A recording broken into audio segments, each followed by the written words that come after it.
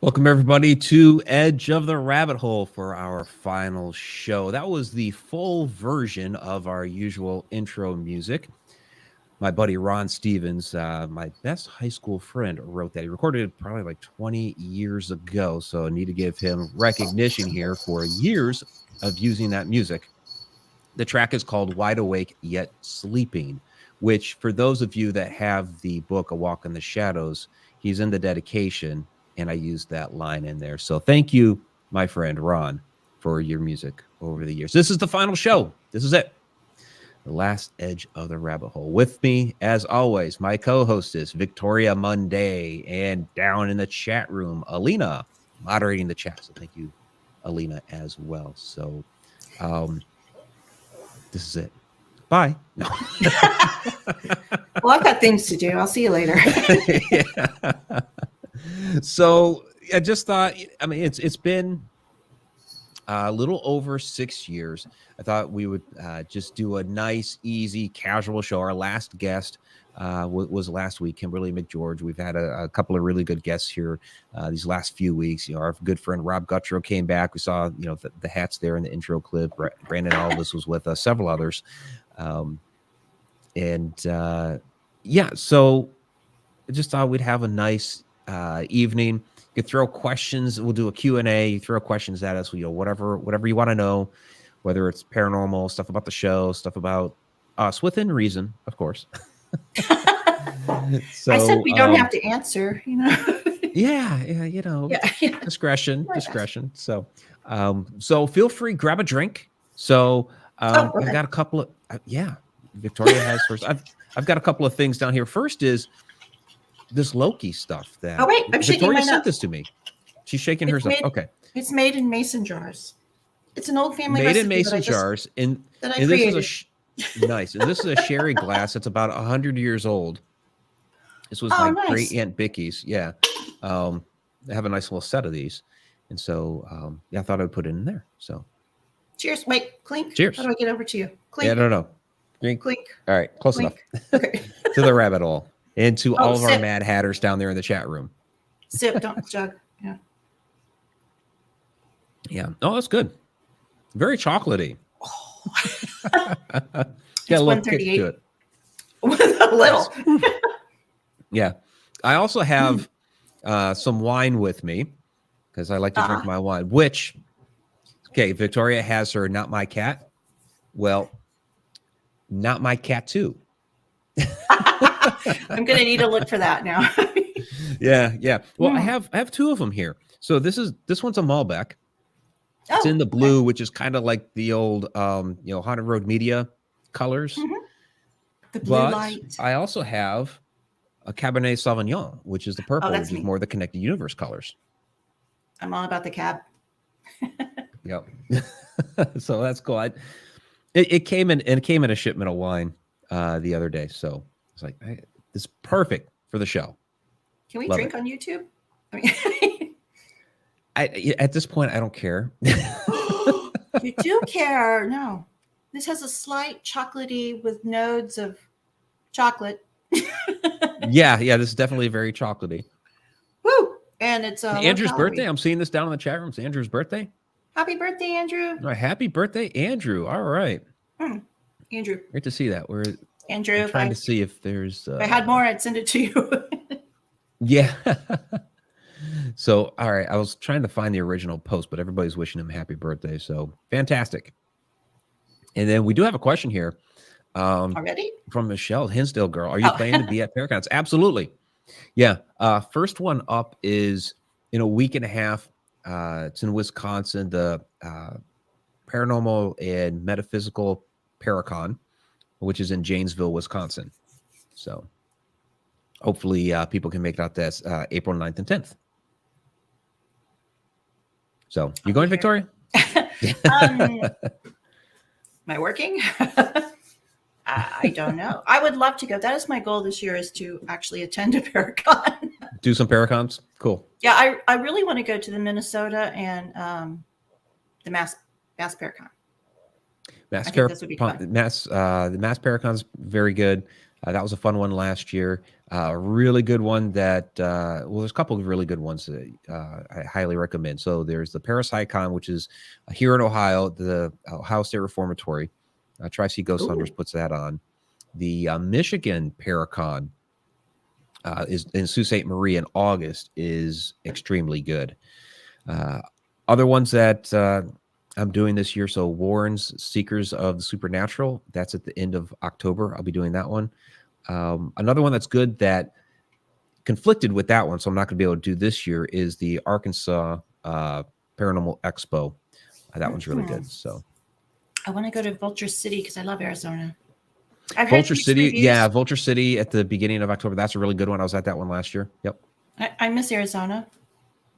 I'm sorry, Texas, but I miss Arizona. Yeah, Arizona's nice. So what time of the year is it? At the beginning of October. Yeah, it was perfect. And that was a perfect time of year last year. Yeah. Yep. Yeah, it was beautiful. So Tammy Heitzman, Mike, is there any chance you'll do occasional Edge of the Rabbit Hole episodes, like if you miss us or whatever? So we have talked about doing the occasional kind of quote unquote pop-up show. So not exactly sure when those may or may not be. But on occasion, you know, you guys are still subscribed to the channel. So make sure you keep that bell icon clicked so that you get any updates on the channel. Of course, you know, on Facebook, you know, the Edge of the Rabbit Hole page will still stay active with occasional things. And if we do one, you know, we'll create an event out there, throw some invitations out there, share it out and all that stuff. So we reserve the right to come back and do a show on occasion. Can I just put cat videos up until the meantime? Cat videos. Yeah. Like, let's see, where was it? Like that. That is Remus John Lupin when he returned from the War of Northern Aggression. that was our first cat. He was supposed to die, so we took him in, and damn it, he didn't die. I mean, I'm glad he's happy. Oh my gosh. You know, you know, we did the little physical therapy on his leg, and he had surgeries, and he's probably 9 or 10 years old now. He's had a very healthy and happy life. So, great. Cat one. Well, cat one. Yeah, we'll kind of scatter them in here and there. So we won't do them all in one shot. Yeah. We do the same thing.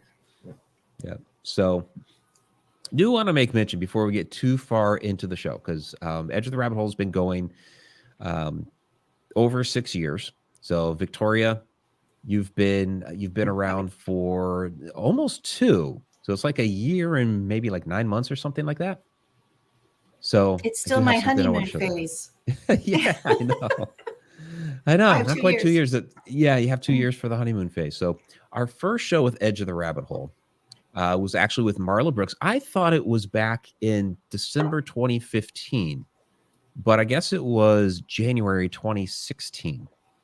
So maybe it was, because those that have been around for a while know that I started the show with Vanessa Hogel. And it must be that I had the conversations with her back during that December.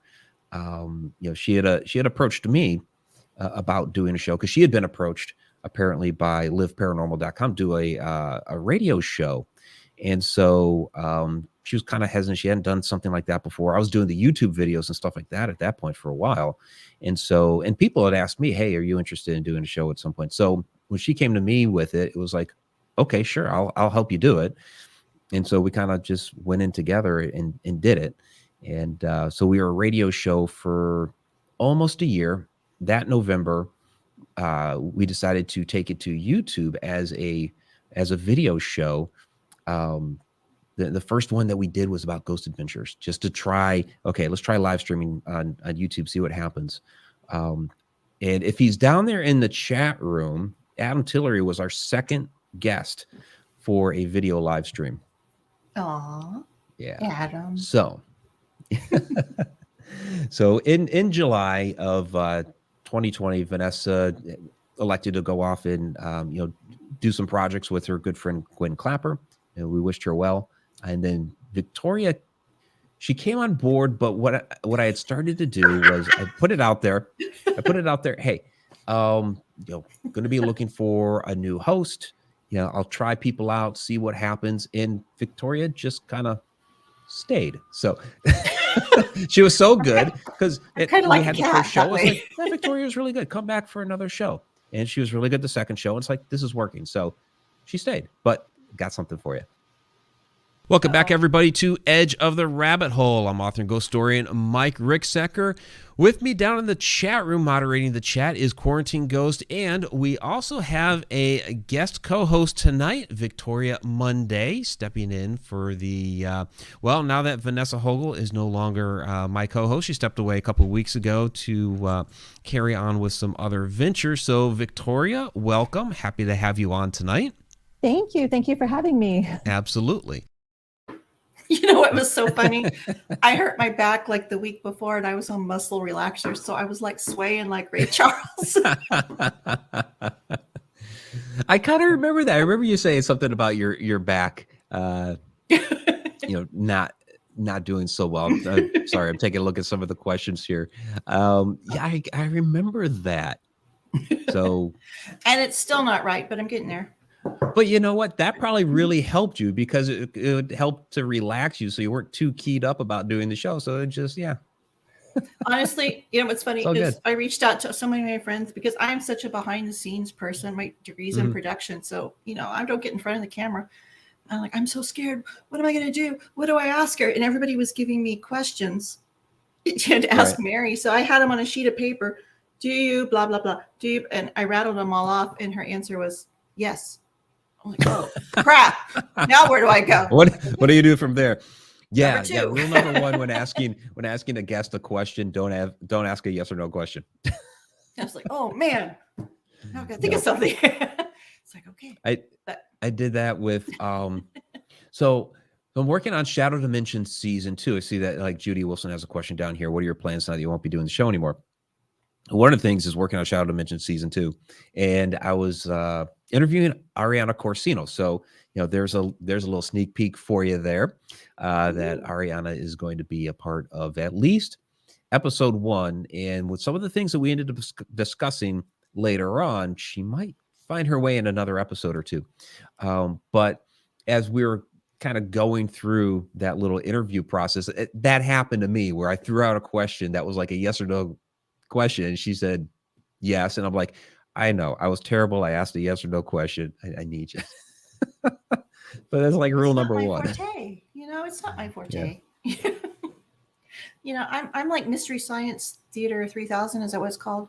Where you sit back and make the little snarky comments. I'm all about that's fun. That could be fun. So Judy has the same question for you. What are your plans now that you won't be on the channel? Well, the first thing I want to do is get a job. There have been some things that I haven't been at liberty to talk about, but I guess I can talk about them now. Season 3 of Search for the Skinwalker Ranch or whatever it's called is coming up, and I do plan on watching that. So there's that. I won't be on it. But you're going to be a panelist, though. Come on. We've been encouraging you to do your own show, which you're not doing your own show, but you're going to be a panelist. Come on, talk about it. Mm-hmm. Yeah, I'm going to be a panelist on Black Lotus Live. I don't know, but there you go. We like Black Lotus. I do too. They're so smart. They're it's a good group. Oh my God. Oh, look. Oh my God. I just saw what popped up. Oh, wow. Okay. Let me scroll all the Wow. way Oh my down God. here. And You are there's Black amazing. Lotus right there. Wow. Thank you guys so much. So sorry to see you go. I've always enjoyed your show, but I'm so glad Victoria will be a regular guest panelist on Black Lotus. Love you guys. Yes. See, now you're going to make me cry. That's awesome. Thank you guys so much for that. And you're going to be a panel. I'm on there April 3rd. Are you going to be a panelist that day? Well, okay. I'm not working yet, but so yeah, I should be there. There you go. I think I have the inside scoop. Thank you, Black Lotus. Absolutely appreciate that. You guys are amazing. They're so smart. I was on there for the Hollow Earth, my topic, right? I had nothing to say. They're so smart. Oh my gosh. But I'm trying. I'm trying so hard.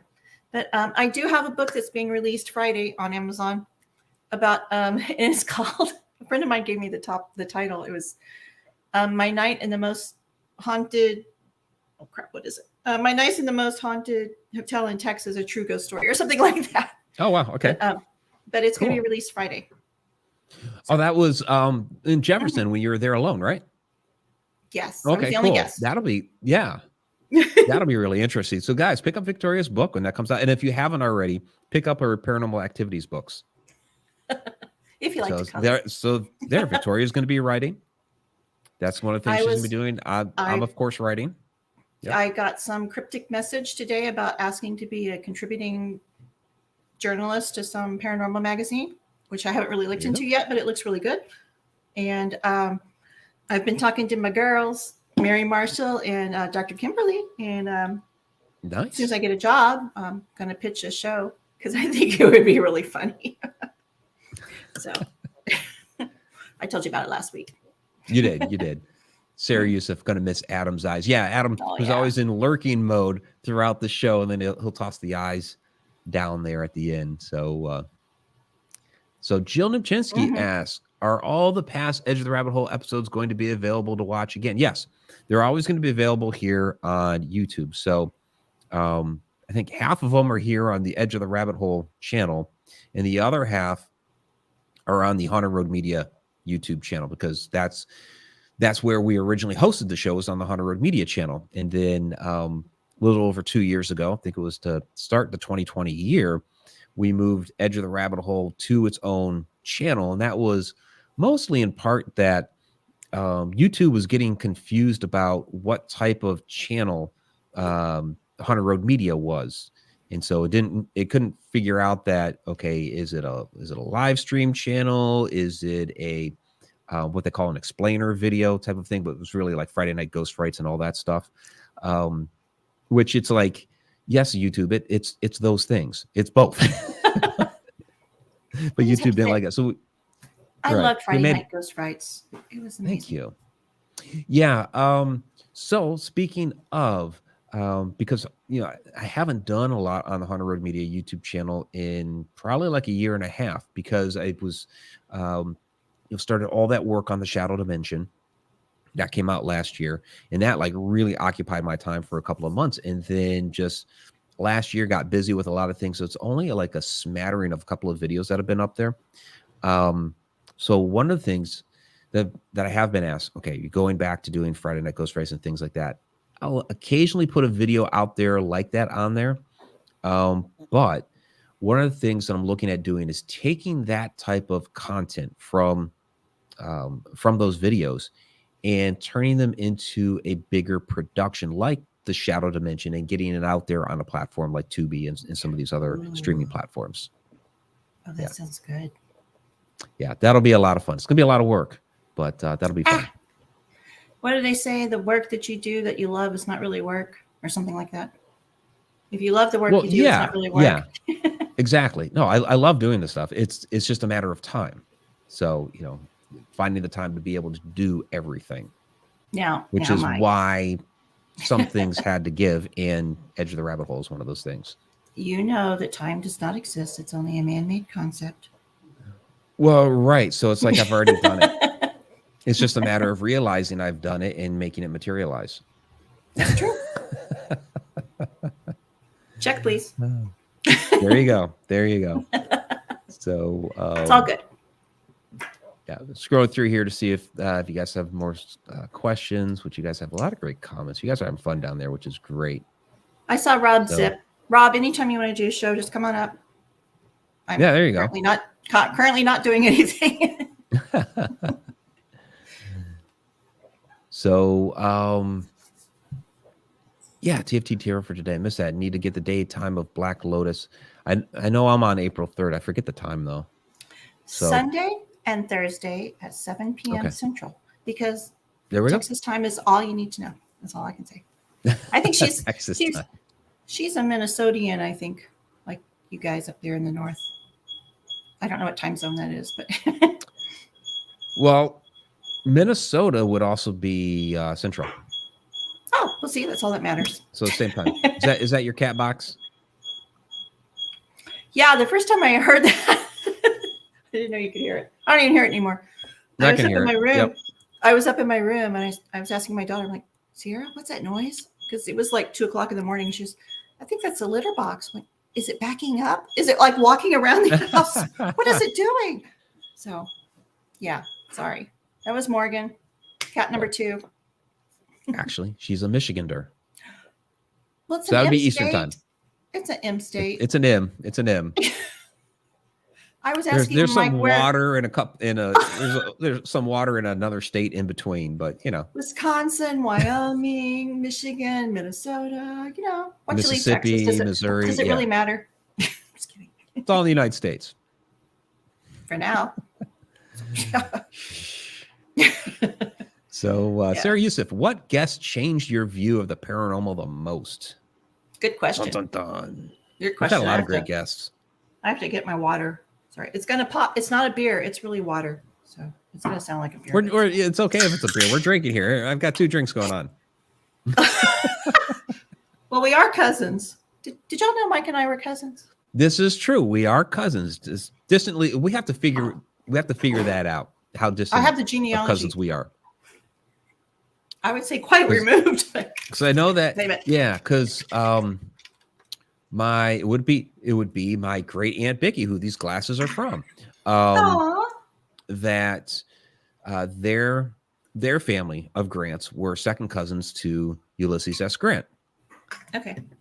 Ulysses Grant was my 6th great grandfather. I do believe that's the genealogy. I don't think he's 5th. And I have so you actually had him in there as a grandfather. So so that my grandmother gave me a bed and she said it's grandma's Connie's bed. So that would be my grandmother's grandmother's bed. So the best I can figure, it was one of Ulysses Grant's granddaughter's bed.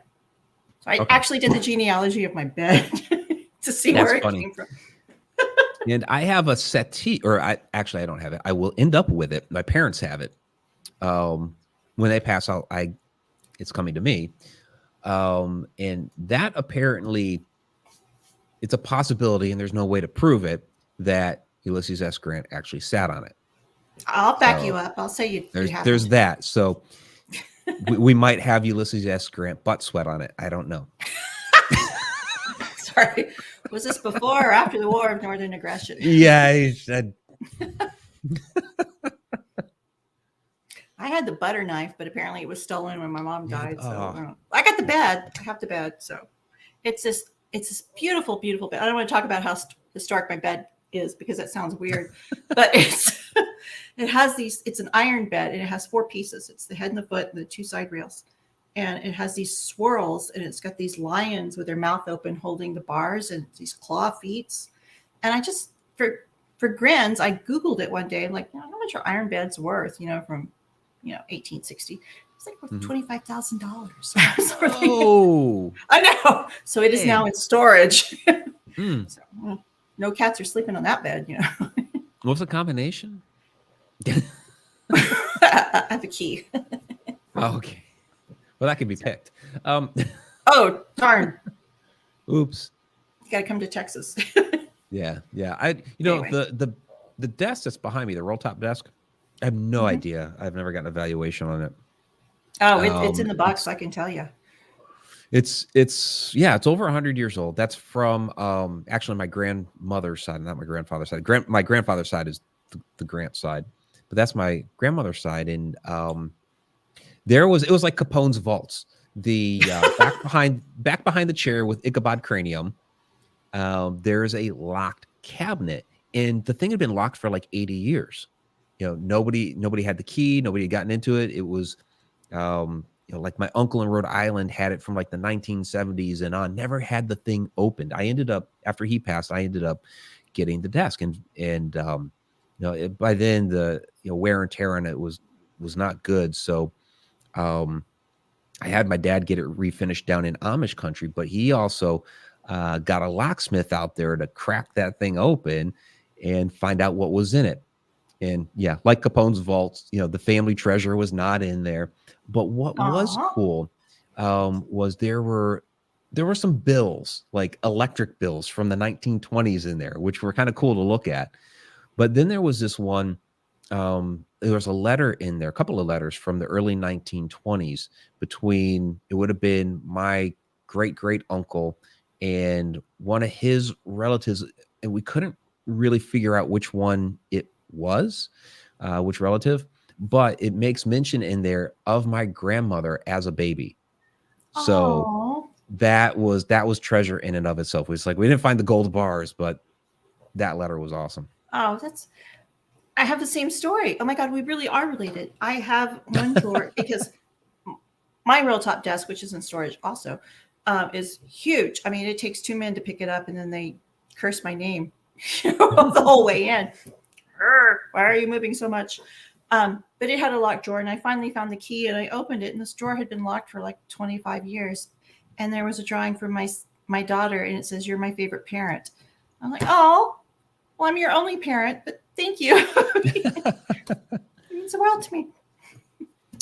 And there was also this, Sharon Lane. I remember her mentioning this some time ago. So Sharon is also probably related to us somehow, because she is also from Clan Grant, from Scotland. So okay, I'll be bringing. Yeah, that's all part of that line. Yeah. So for the family reunion, I saw a question. Yeah, we need to do a Grant family reunion. Yeah. Oh, wouldn't that be fun? Let's all go to Scotland, or Scotland, Ireland, wherever they're from. I saw a question go by from Android Purity, and my grandfather actually died in the bed, so I remember that. Okay, there it is. So, yeah. It doesn't creep you out to sleep in a bed that unknown people pass away. Yeah. We have a new mattress. So there you go. So yeah, the box springs are still the same, but my grandpa did die in that bed. Yeah, there's some other questions that we need to ask, because they've been coming in. We kind of dodged the one from Sarah Youssef about which guests we learned the most, because I mean, honestly, there are a lot of guests we learned a lot from, that very intelligent, smart people. Oh my God, yeah. Yeah, so it's really hard to say which one. So many of them have one. say that.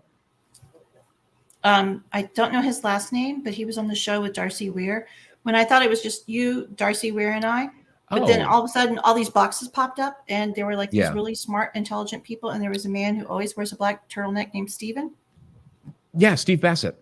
Mm-hmm. Okay, he scared the crap out of me, but I learned so much from him. I didn't want to appear to be an idiot, in front of him. But he's a really nice guy. Yeah.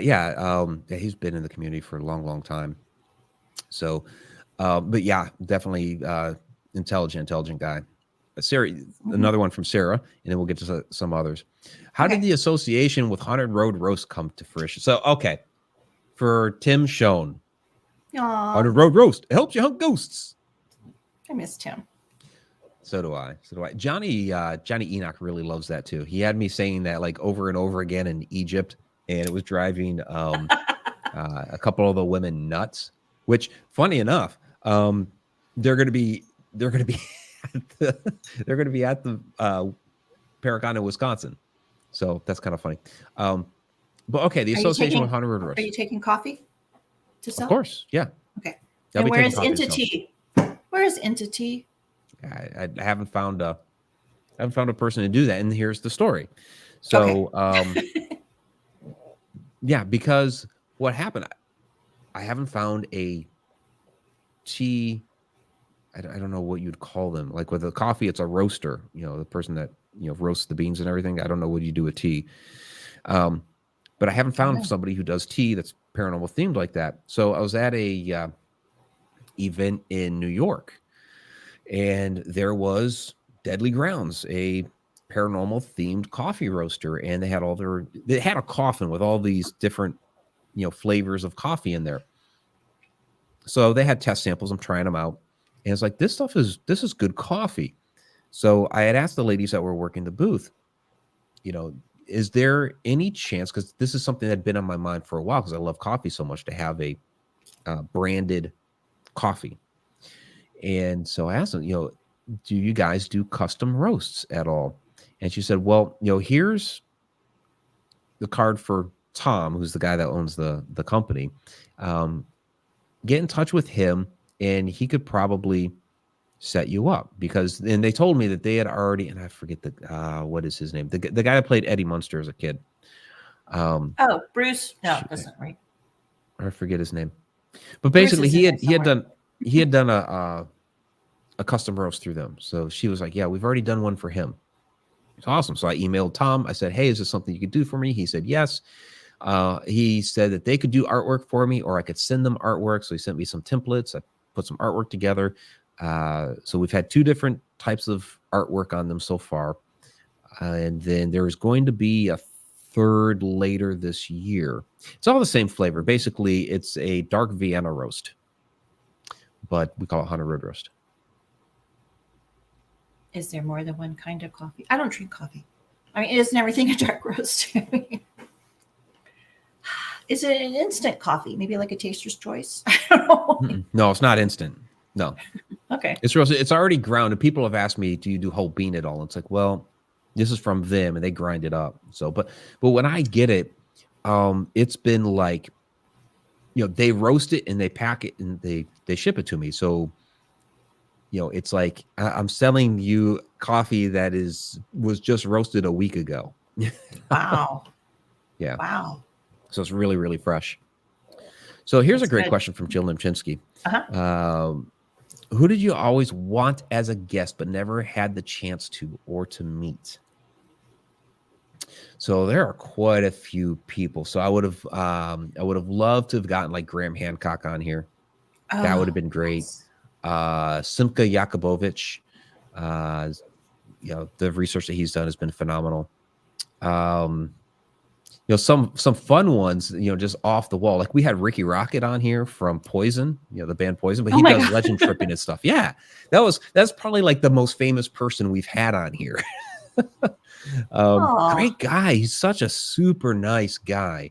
And so that was a real treat to get him on here and just chat with him about, he's going out to these, whether it's a haunted place or, it has a, cool urban legend about it or something like that. And a lot of times he takes his kids. He just recently rebranded his channel, but check out Ricky Rocket's channel. He goes to some great locations.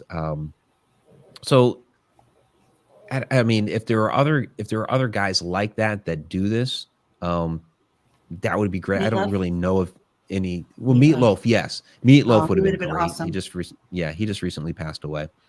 Yeah. So yeah. Oh, Vincent Price would have been cool, but he died a long time Yeah, ago. that was a long time ago. We could channel him. I would say we've had Alexandra on here, Alex. Yeah. Bolser. But to get Hans on here, that would have been awesome. Or Eric von Dinkendocken. Eric von Doniken. Yeah. Doniken. Okay. Let's get Giorgio on here. I met Stanton Friedman. No more Loki for me. At the 50th anniversary of the ledge crash in Roswell. And I got dissed by him, but I was so honored to be dissed by him. It was just like one of the highlights of my life.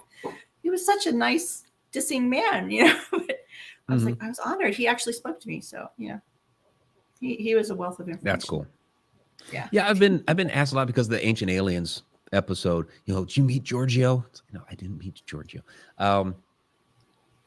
He was there earlier that day. I missed him by like an hour, apparently. Yeah, because they filmed him first thing in the morning.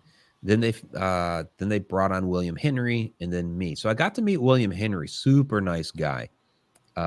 So yeah, one of these days I hope to meet Giorgio. He'd be a lot of fun.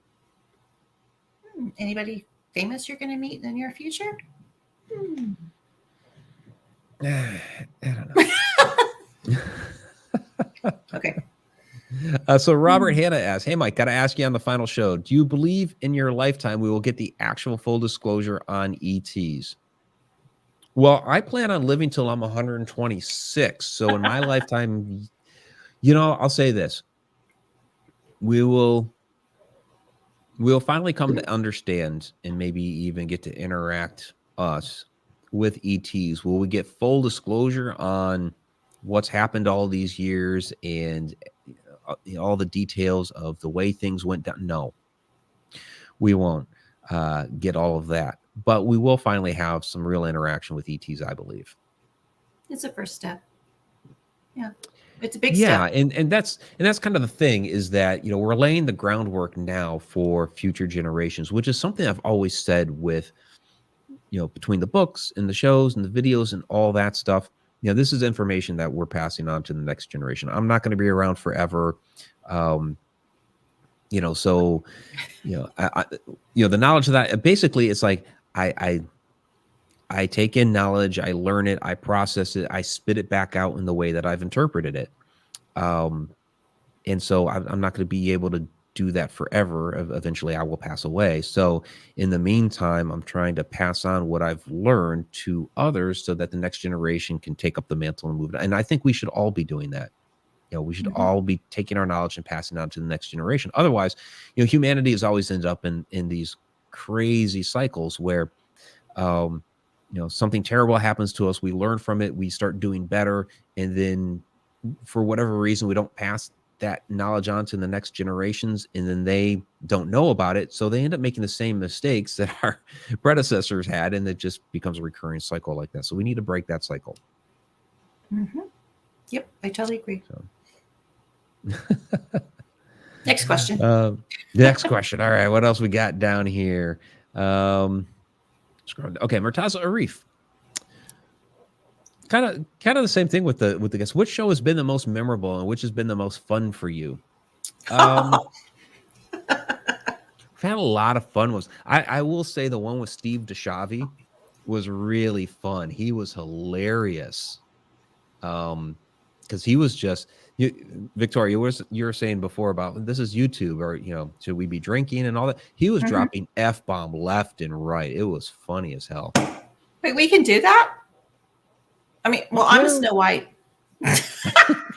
I'm Snow White. I don't do that kind of stuff. I work in TV.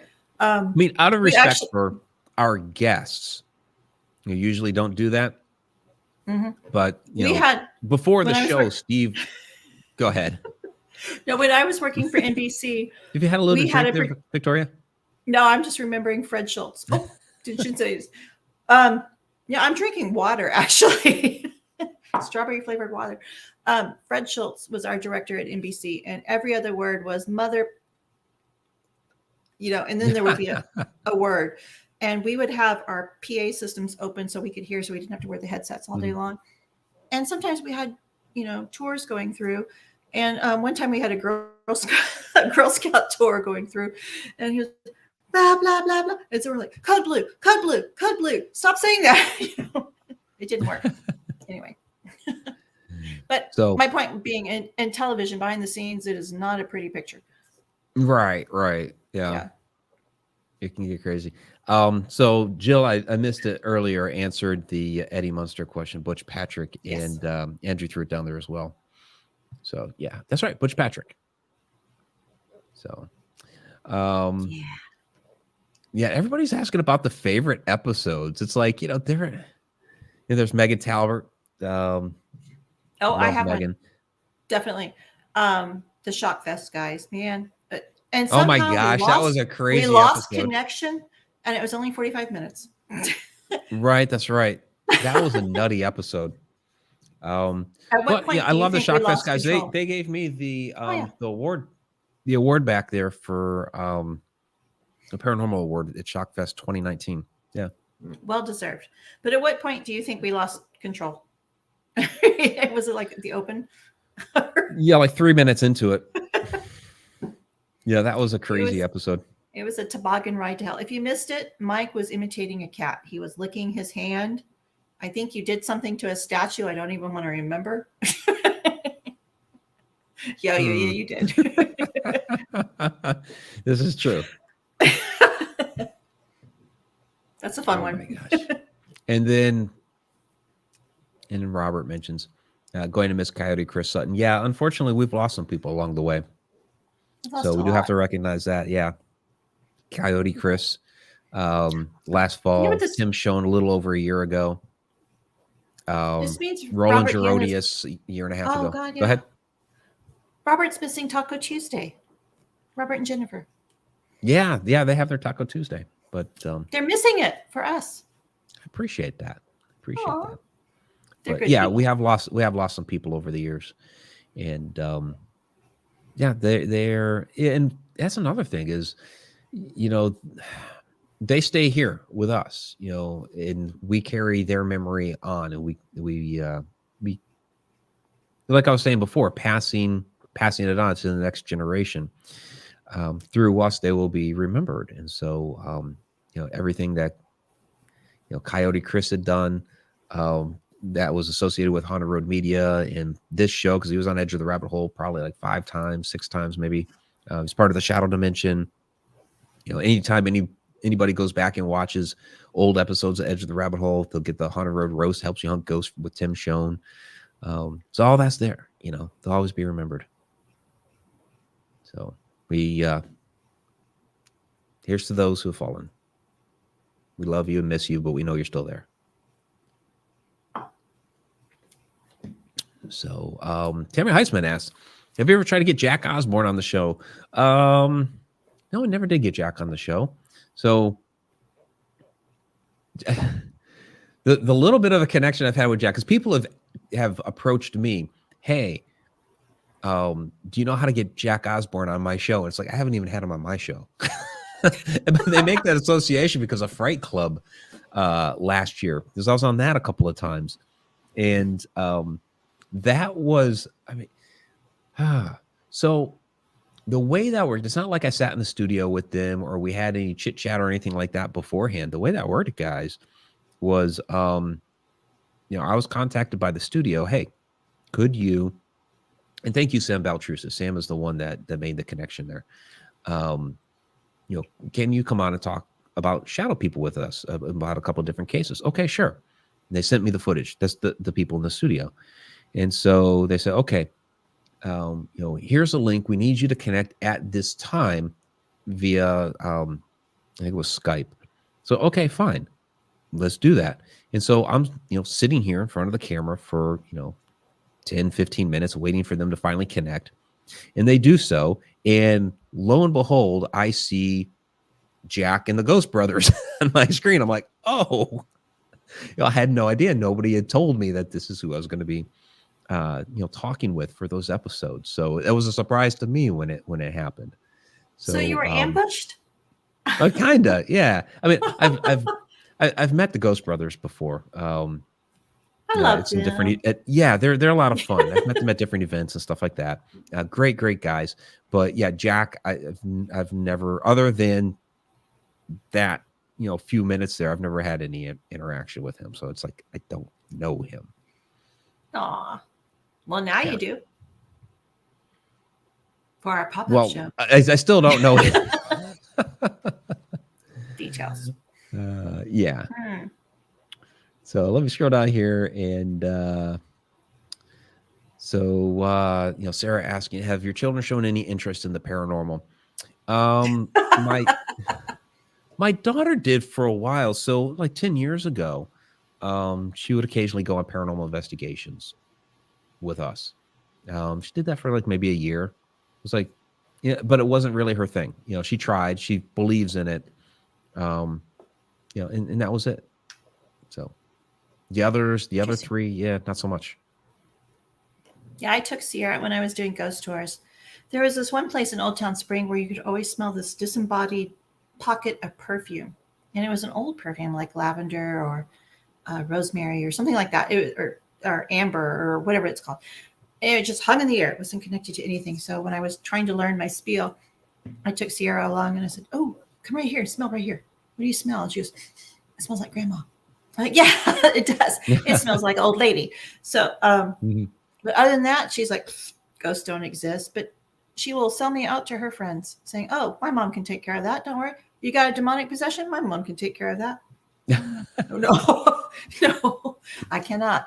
But she has confidence in me, but there's still a lot of poo-poo on her end. So I don't think she really believes it yet, but she will. She's getting there. Yeah, and that's kind of thing. Like my son Chase, he's expressed he doesn't really believe in it. My son Cameron, he was there when stuff happens. Now, my kids, for a while, they were blaming me for bringing something home. So it's like, even though Chase is like, well, I don't really believe in it. It's like, but you were one that was accusing me of bringing something home because of the light that kept flipping on its own. And my son Cameron was there when, it came on. I was like, all right, if there's somebody that's really here, you got to impress me more than that. And started blinking. And Cameron was there for that. So he's like, okay. He was only like 9 or 10 at the time. And they didn't dismiss it, because the day she saw our first dead cat, Zach, not named after Zach Baggins, but, it happens. She saw him in the hall and she was crying, boo-hoo, boo-hoo, boo-hoo, I believe you now. Then 10 minutes later, she didn't believe me. So, he's there. It's real. Yeah.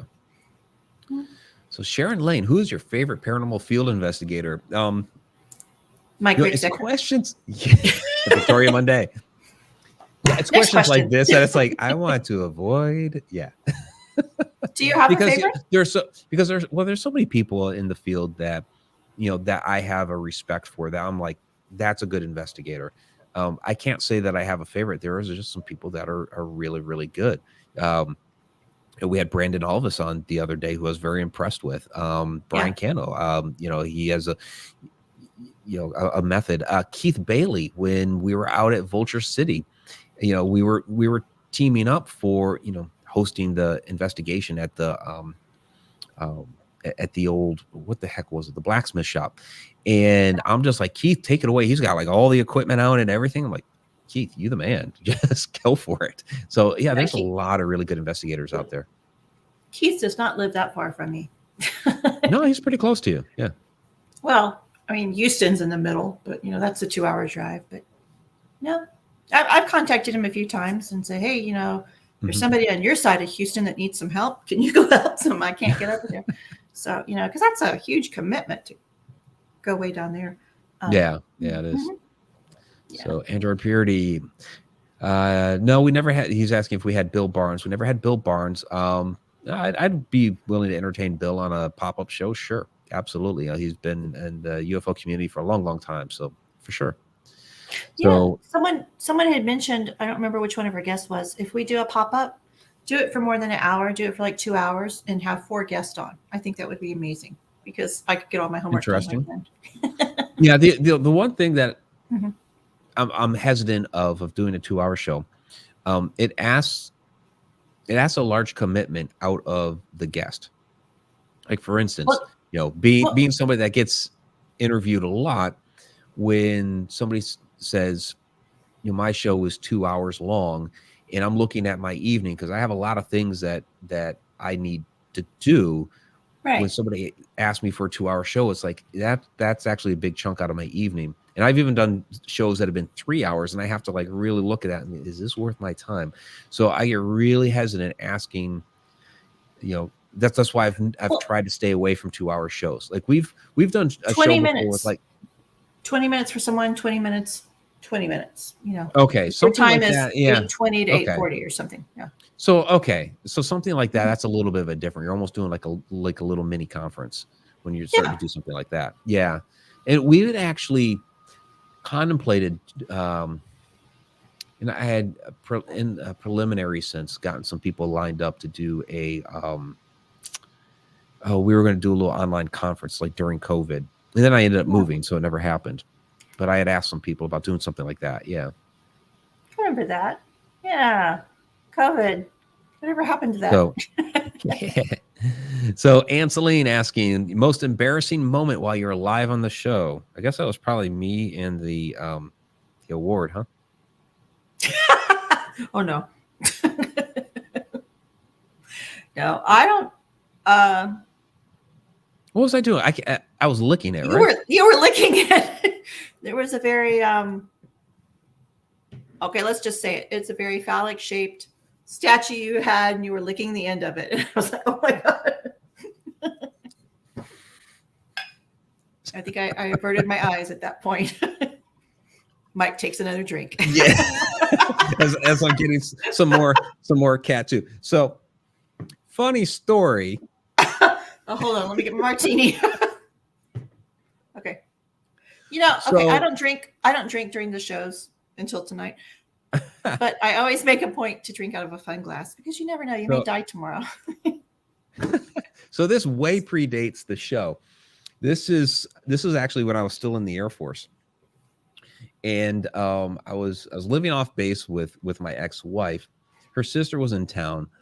And her sister and I, not my ex-wife, we ended up going on base to the dormitories where I had a bunch of friends and guys that I worked with because we were going to play poker. Now, people understand that, you can't spill beer. That's a party foul. You can't spill beer. So, dishing out the beers. We'd have already had a couple, and I may have been underage at the time, but I won't confirm or deny that. Or deny. So we're related. I can my beer that after I'd had a few already starts overflowing. And I can't let it hit the floor because that's a party foul. So I just, start licking up the beer bottle. And all the guys turn and look at me, and they kind of gave me what for that one.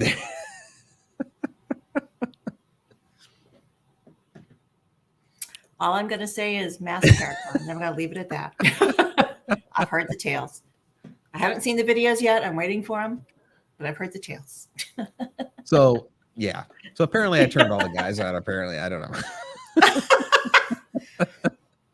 I think one of my favorite moments of the last almost 2 years was when I said something about Tom Cruise and you said, yeah, my son goes, Daddy, is that you? Or something. Oh, yeah. Yeah. When, he was when the first Mission Impossible movie was out, if you guys remember the movie poster with Tom Cruise was kind of like silhouetted. You could see him, but it was kind of more of a silhouette. And Colin was only like 3 or 4 at the time. And we're in the mall, and he points at the movie poster. And he says, Daddy. And I'm like, yeah, if only I made that much money. So Top Gun 2 is coming out. And I've got to say, all joking aside, that is one of my favorite movies. And I'm not talking about the homoerotic, volleyball scene. I'm just thinking that's one of them. I didn't say that. Not that I watched it frame by frame. But anyway, it's just a great movie, and I'm really looking forward to the return of Maverick. Are you going to be in it? Maverick. Well, I mean, what they do is, I filmed for it. Yeah, it's Kelly McGillis going to be in it. I don't know. I mean, she was great in the first time, but she did not age well, unfortunately. I haven't seen She's her. still a good actress, but she didn't age well. Oh, yeah. Just that whole part where he's riding the motorcycle and you're seeing the silhouette and you're like, oh, my God. That took my breath away. I'm going to go take a shower.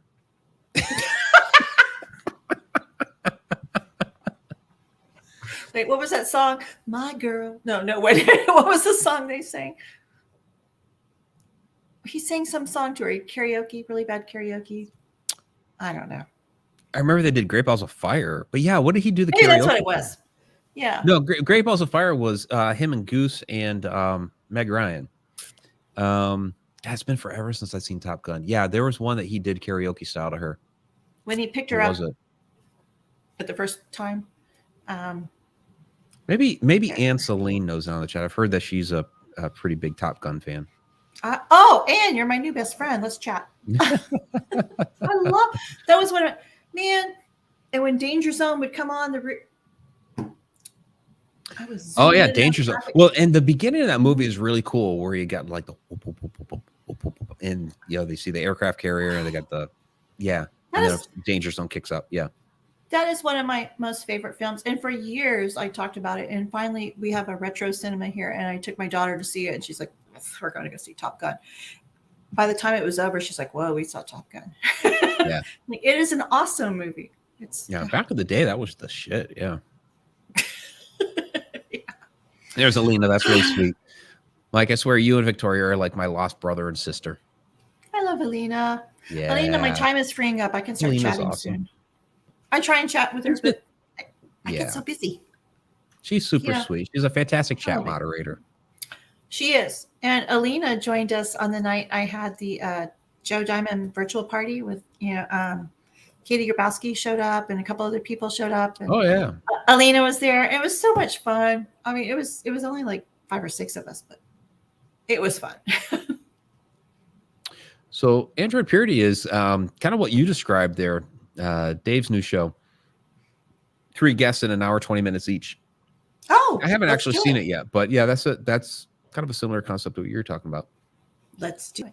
Speaking of television shows, I have to get a job first. That's my main thing. I have to get a job where it is remote work where I can travel. But I have contacted Mary Marshall and Dr. Kimberly from last week. And I think we have a really good idea of what we might do in the future.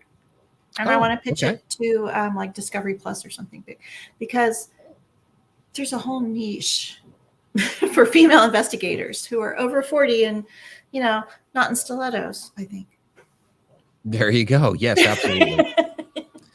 Well, and that's, I mean, really, that's a big demographic here. Like like YouTube shows me the statistics, and a lot of great guys of that watch us, all different ages, young and older.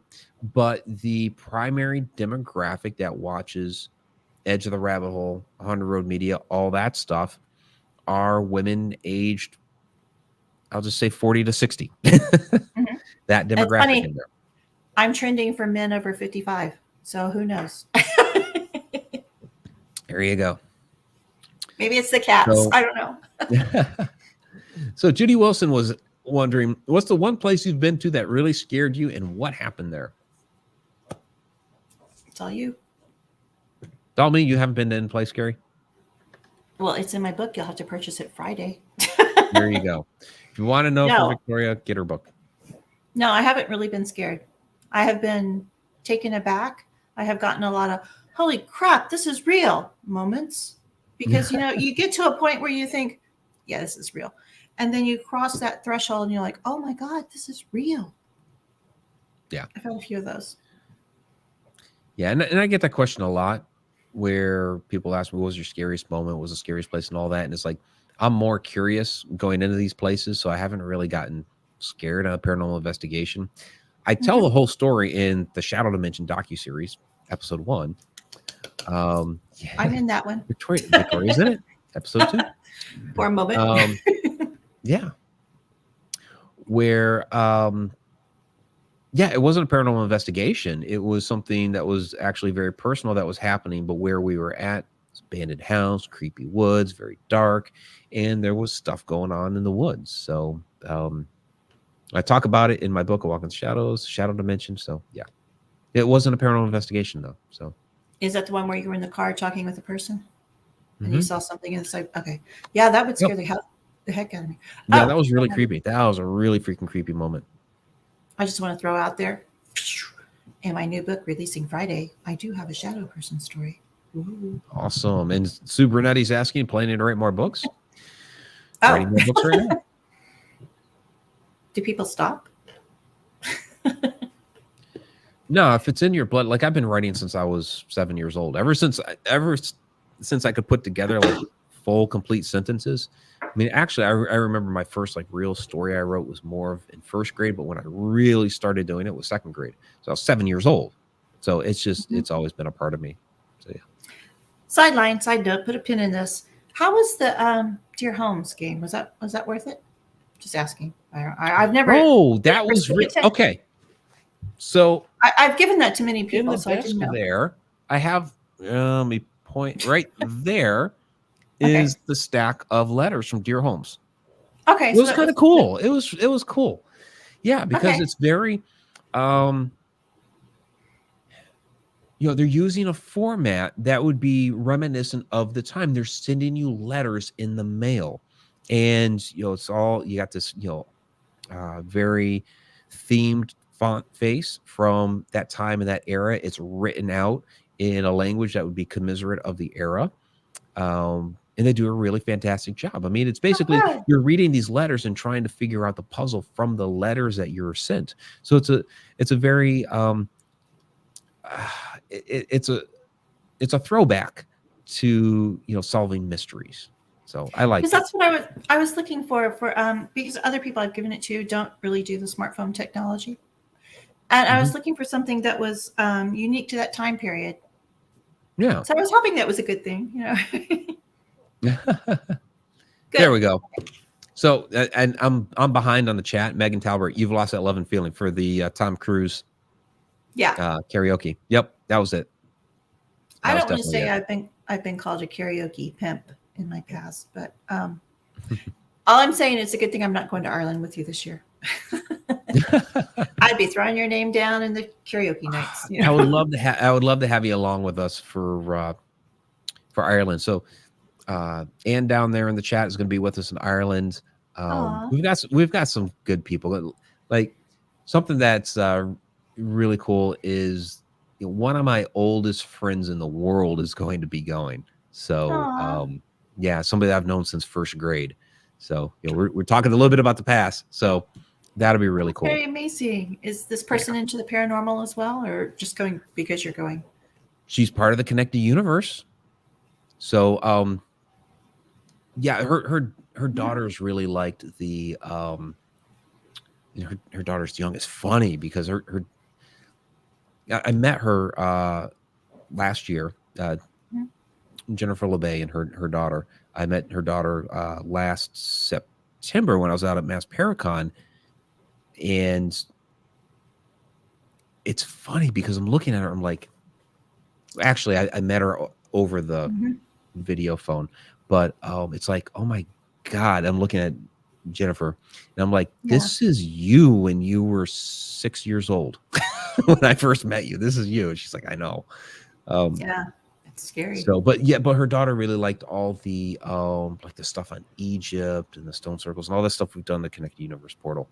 So that'd be really cool to have a friend that's old, and then newer friends that are going to be along for the ride with that. So it's gonna be fun. I'm still trying to win the lottery.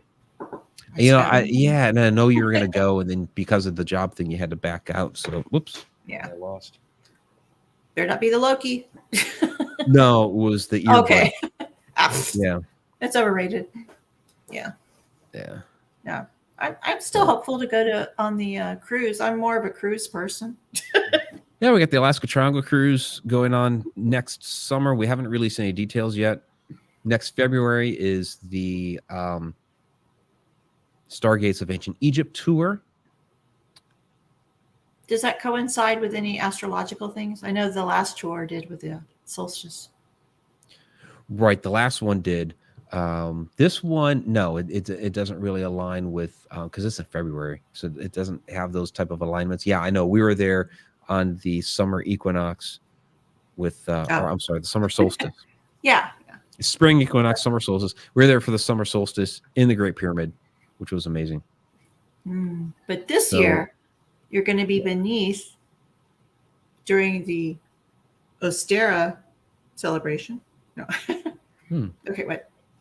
Oh, so good Judy's question. asking, do you see anything new coming in paranormal research? Yeah. A lot of things. I mean, we're getting into more of, I think people are starting to realize that a lot of what we're witnessing aren't necessarily just, ghosts, spirits, and that sort of thing. There is that sort of thing going on, but there's a lot of interdimensional stuff going on. There's a lot of stuff going on with time travel, time slips. Something I'm going to be talking about tomorrow on Connecting the Universe through the Connected Universe portal, connectuniverseportal.com is I know I got to throw it out there. Do you say that in your sleep? Just kidding. No. Well, I want people to come out there and experience what we're doing there. There's a lot of there's a lot of great information that's out there. I mean, you just go through the archives. There's so much. and it's an online learning platform. And there's a lot of great interaction that we have when we're doing the classes and people are asking the questions and all that. And then there's a lot of great behind the scenes stuff, especially Ireland's coming up and all that, and there's the Egypt stuff. So there's a lot. But like tomorrow we're gonna be talking anti-universe and mirror worlds. So this is, I know you're like, what in the world? Check, please. But this is a lot of research that's been coming out lately that so, and it's funny, and I'm going to mention this tomorrow. The Anita Project a couple years ago released this information about like neutrinos that were running in the wrong direction down there in Antarctica, and people are like, okay, what in the world? I don't understand that. But there are articles that came out that interpreted that as, wait a second, this is what this sounds like is we have a parallel universe that's running in reverse, like time is running in reverse in this parallel world. Well, mainstream academia came out and just like bashed the hell out of that, and they're saying, no, that's the wrong interpretation of it. 2 years later, there is a paper being published in an academic journal that is like, oh, by the way, we may actually be having parallel universes running in reverse time, and they've got like all this mathematics and stuff behind it. So it's like, that's what I was asking. Okay, so the article you bashed a couple years ago was actually right. Yeah, that's what I was asking Dr. Kimberly last week was 14th, 15th century, we had these ideas and these concepts, and they're like, oh no, evil, poo-poo, no. And it's taken all of this time for people to actually get on board with what we were saying back in the 14th century. So it takes things time. we are saying now, or last year or 2 years ago, people are finally getting on board. Yeah. And I think that a lot of that, okay, I'm going to throw astrology in. Woo! It wouldn't be a night if I didn't throw astrology in. Oh my God, you don't even talk about what's going to happen Friday. Some of you I contacted today, and I said, hang on for Friday. Everybody, I'll say, listen to Victoria when she talks astrology, because she basically called all the crap that happened with the economy and the stock market and everything. Victoria called it. I missed it by 2 weeks. You missed it by 2 weeks, but it was like close enough. Let me tell you, can I use non-professional grammar right now? Go ahead, we're drinking. Martini? Okay, here we go. This morning, I woke up at the butt crack of dawn, and I have been nothing but bitch slapped by the universe. Every time I tried to do something, pow, pow, pow, pow, pow, get your ass down, and it was just on and on and on and on. I didn't come up for a breath until 5:30. I'm like, well, now I've got to do hair and makeup. This just doesn't happen. I hate to tell you. This is 2 hours worth of deconstruction. Why? Why on earth? What am I being stopped from? And then I found out that, okay, we're going to throw tarot in too. This Friday, April Fool's Day, the Fool in the tarot is the beginning of the new journey, correct? So this was also going to align with the start of Aries, which is the start of the astrological year. So there is a new coming this Friday. And it's like the universe is smacking you every which way you can think of. Like, do you really want this? I'm going to stop you. I'm going to stop you every which way I can. New is coming. I think I don't think I told Sarah. Sorry, Sarah. I told Alina, watch out. This week is going to be hard, So for those of you who get smacked down every day, this has been constant, nonstop all day today. I couldn't get anything done today that I wanted to do.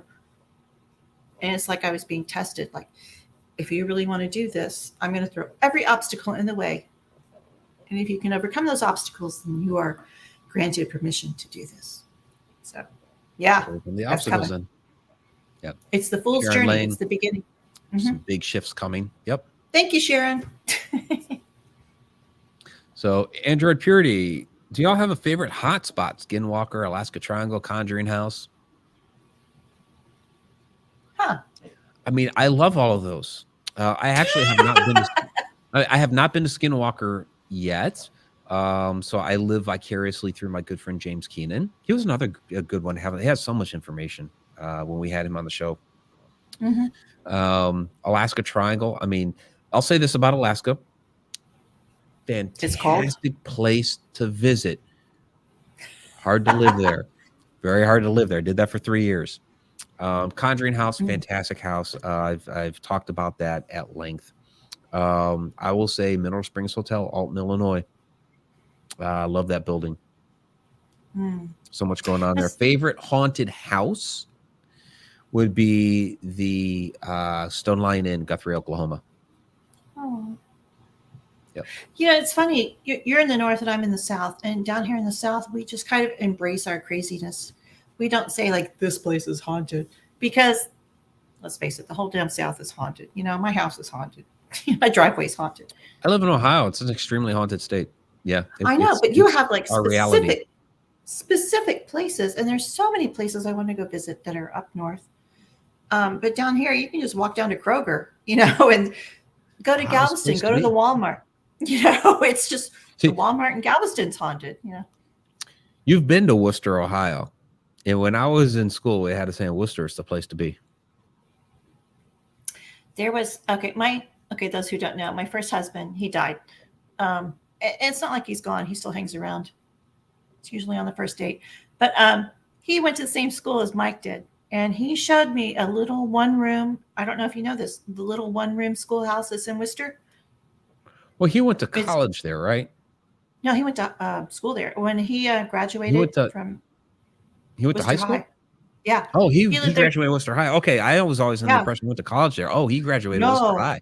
All right, what's the general? Yeah. All right. He turned 18. I didn't realize that. Oh, nice. Yeah. No, his dad, his family's all buried there. All my in-laws are in there. Because we love her, Worcester, dear. All right, it was a one-room schoolhouse. It was in Worcester. There's James. We were just talking about it. There's James Keenan. James is in the house. James, come out with me. We can go to the ranch. James, let's set it up. Let's definitely set it up. James, do you need a reader? I put a thing in there. Do you need readers? If you need a reader, let me know, because what the hell? I'm ready to travel. It was some Paracon he has going on. It's like, we need readers. Question I have for James. Is he coming to Ireland? He was thinking about it. I know, but James said he was going to take us. And he's Irish. And he was telling me about some places that we need to go visit when we're there. And it was claustrophobic because his wife couldn't go in there. And I was like, well, I can't go in there. But I would love to try. That's right. You remember. Yeah, I remember a lot. I remember, oh my God, you don't even want to know what I remember. Oh, geez. What was your first memory, Mike? Okay, let's go down this rabbit hole. What's your first memory, Mike? My first memory ever? Mm-hmm. I mean, I actually have quite a few, believe it or not, from when I was about 2 years old, like late 2, of the old house. Actually, right here in the town that I'm at right now, I've actually come full circle. I'm living in the same town that I spent the first 3 years of my life in. Hakuna Matata, man. Yeah, I know. And I've driven by the house. It's like it's over by the post office. So whenever I go to the post office, it's like, hey, my old house is right over there. Aww. Yeah, it's kind of cute. And I have several memories from that house. One of the sad ones is... Was that where your shadow person was? Or that's your other house? No, okay. The shadow person was in the house that I moved into after that, when we moved from here to Massachusetts when I was 3. But that didn't happen until I was like 8. But what I remember about that house, one of the sad memories was our family dog that we had ran out the back door. I was in the backyard, and I remember the dog ran out. Her name was Sarah. She ran out the back door of the house into the field that was behind the house at the time. There's no field there now. There's just other houses back there. But it ran into the field behind the house, and that was it. She was gone. My dad is like, there's no way you can remember that. I'm like, but I do. Kids remember so much, because my parents always told me that. I described the atmosphere, the weather, the curtains, what I was wearing, and they're like, how the hell do you remember that? Yeah, there's a lot of things that I remember about that house. Like my bedroom actually had the breaker box for the house in it. And I know it's funny. The house was recently for sale, so that put the photos and everything online. And so my dad had sent me the link. It's like, hey, you'll never believe it, the house is for sale. I actually thought about doing an open house and going down there and just taking a look. Oh, you should have. Yeah, I should have. But they had the photos online, so I'm looking at the photos, and the interior, it's very different from when we lived in there. But I'm looking at the bedroom that was mine. It's like the breaker box is still there. I remember that. That's cool.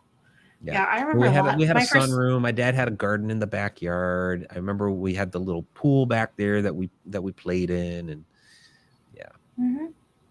Yeah, stuff like kids that. And, remember a lot more than they you give them credit I for. remember our last day there because my dad, he got transferred from his position. He worked for Modern Tool and Die, MTD, which they make like a lot of lawnmowers and stuff like that. And he was getting a transfer to be the supervisor of the tooling department at Columbia Manufacturing in Westfield, Massachusetts, which Columbia, people might remember, they were a big bicycle maker back in the day.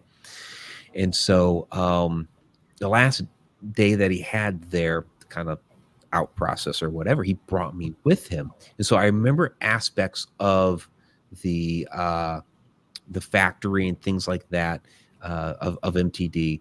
But what I distinctly remember is when we came home, we're driving down the street, Jaycox Road, and the tow truck is making off with his blue Maverick. He wasn't taking the Maverick with him. It was like, I think it was a 66 Maverick or something like that. But it was remember having a those. lot of problems. Yeah. I actually have the key from it.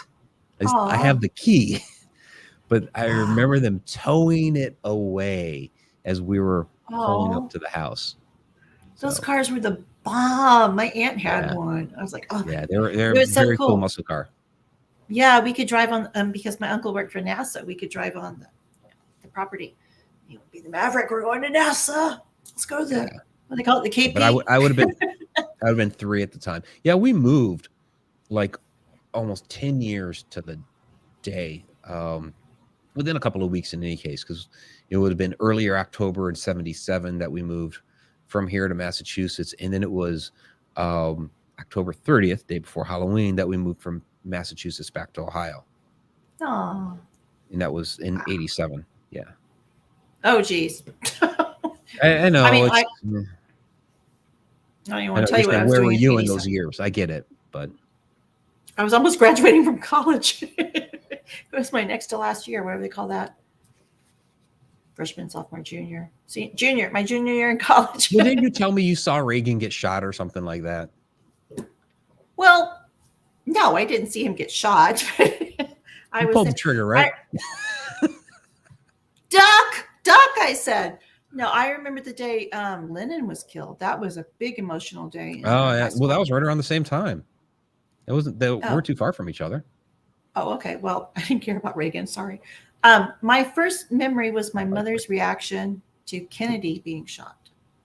I didn't know that until until I did a past life regression. I didn't know what I can describe that entire day, but I did not. She dropped me.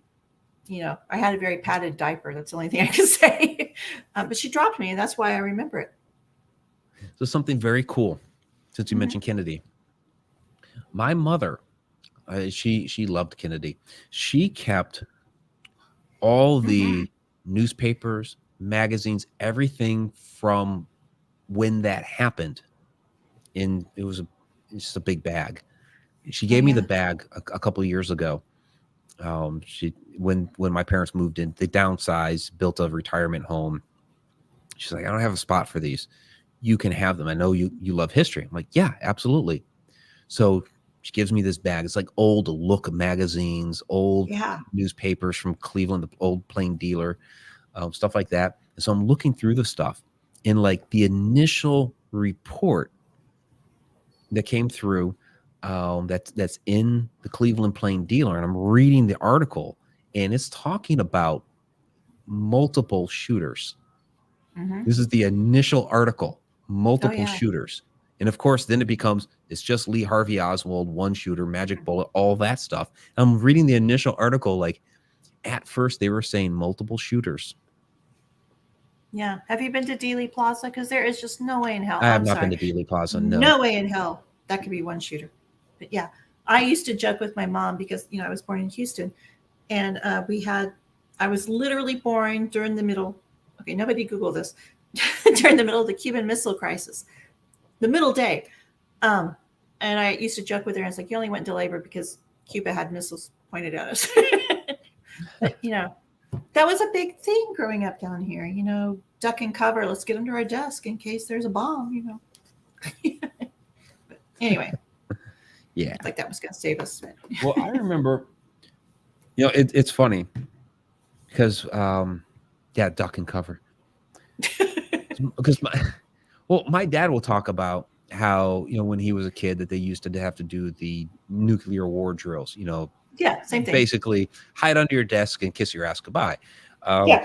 You had to put one hand behind your neck. What was the point? For whatever reason, behind your neck and over your forehead. Like that's going to save you from a nuclear explosion. Well, they made us think that, Yeah, I know. And he thinks that I didn't ever have to do that. But we did when I was young, when I was, not when I was in high school, but when I was in elementary school. Yeah. I mean, we did fire drills, we did tornado drills, and we did do a couple of, head to the bomb shelter kind of nuclear explosion type drill. But basically, we're just going out into the hallway of the school and lining up, and it's like, this isn't going to do anything for us. But it makes you feel empowered. Like you can do something, but you really can't. But it makes you feel empowered. No. I hear the class. Yeah, they would put us in the hall of the library, and it was. Well, I like my chocolate martini. So mine's done. Oh well. Hey, that fermented for 2 years. I'm a Ricksecker. We can drink. Oh, really? I will meet you in Ireland, sir. One day. You're German? Come on. You're German and you're Scottish. You can drink. I never said I couldn't. Okay. I just turned really red. That's all. But to my defense, I was outside all day Sunday. So I am sunburned. Anyway, what was I saying? Oh, it puts you in a frame of mind where you're empowered and you're in control, even though the only thing you can do when you're bent over like that is to kiss your ass goodbye. Sorry. I mean, that's all you can really do. Well, that's the same thing on the plane when they do the drills of, okay, put your head between your legs. Yes. Kiss your ass goodbye. Yeah. I'm tall. I always wanted to sit in the row where the little door was in the airplane. I'm not saving you. I'm sorry. What are you drinking now? Fungi. Hide in a fridge like Indiana Jones. I love fungi. I gotta say that. Yeah, from the Crystal Skull movie. Hide in the. Oh my God, that was ridiculous. That's gonna save you. The fridge. Okay, I have a theory. I've been working on this theory for a while. I don't want to go into it now, but it's Hollow Earth. Hollow Earth. Mm-hmm. No, there are definitely cavernous areas within the world. So Nick Millay, Haunted Road Booze, that helped you get drunk.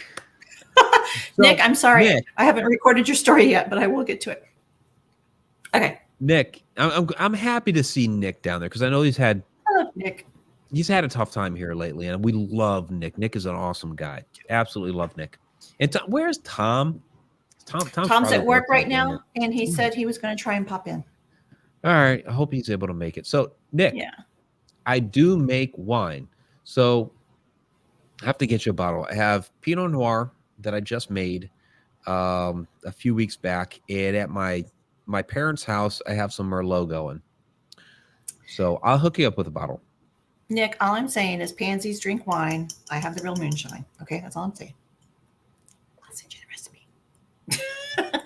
I'm sure your wine is very good. I would love to try it sometime. But seriously, okay. I don't know after that remark. Be completely honest. How did you like the Loki? I thought about it, but it's like I can't drink 3 different things here because I already had the Loki. I've got the wine. Did you like it? Did you like it? But yes, it was very good. I liked it. Okay. But the other thing, it's like a tradition with my dad and I. Gentleman Jack. So it's, that's a whiskey. pirate. Oh, I don't do whiskey. There's only. But it's like I'm not going to drink 3 different things during the show. No, we've had. I mean, So, or I've Andrea had Purity. whiskey. Wine is a classy drink. Sharon Lane. Kentucky bourbon is pretty darn good. Okay, you guys have not had Loki. Let me just say, this is like Loki a is Hershey really good. bar. Hershey bar came and died on your tongue, and it brought every ounce of inebriating alcohol you can think of and came and died on your tongue. And a sip is all it takes. I'll agree with that. It is kind of like a Hershey bar with some kick in liquid. Yeah. So Sarah Youssef, no driving or operating heavy machinery, please. Actually, when we're done with this, I'm going to hop on the lawn tractor and go mow the lawn. Wait, isn't it snowing? It did snow the last 2 days. Yeah, yesterday and the day before it snowed. Where it's supposed to be, it's tomorrow. It's supposed to start off sleeting and then get to 70 by the end of the day. Oh my God. It was, I'm not kidding. It was 89 freaking degrees Sunday. I was out at the Renaissance Festival. No sunblock, boobs out. Hello, let's be honest. I am so sunburned. There we go. Huzzah! I made a spoon break. That's all I'm saying. That's part of a trick. There we go. Everybody in the rabbit hole get tipsy. So Black Lotus Productions is out. I know other people have wrapped it up. Have a great night, everybody. Sadly, I have to go. Mike and Victoria, you guys are the best. Love you guys. I love you guys. All right. We'll see you on the 3rd, April 3rd. I better write that down. I'm not going anywhere. So TFT Terror for today. Freezing rain tonight. Yeah, Michigan. So yeah. They post some of the most beautiful pictures of snow-filled yards, and I'm thinking, oh my God, why? Michigan's a beautiful state. They have a beautiful I home. love going up there. Yeah, I love going I'm up there. not going until it's 70. That is the only reason I did not leave that haunted hotel is because it was below 70 degrees, and I'm not running outside. Let's be honest. Mm-hmm.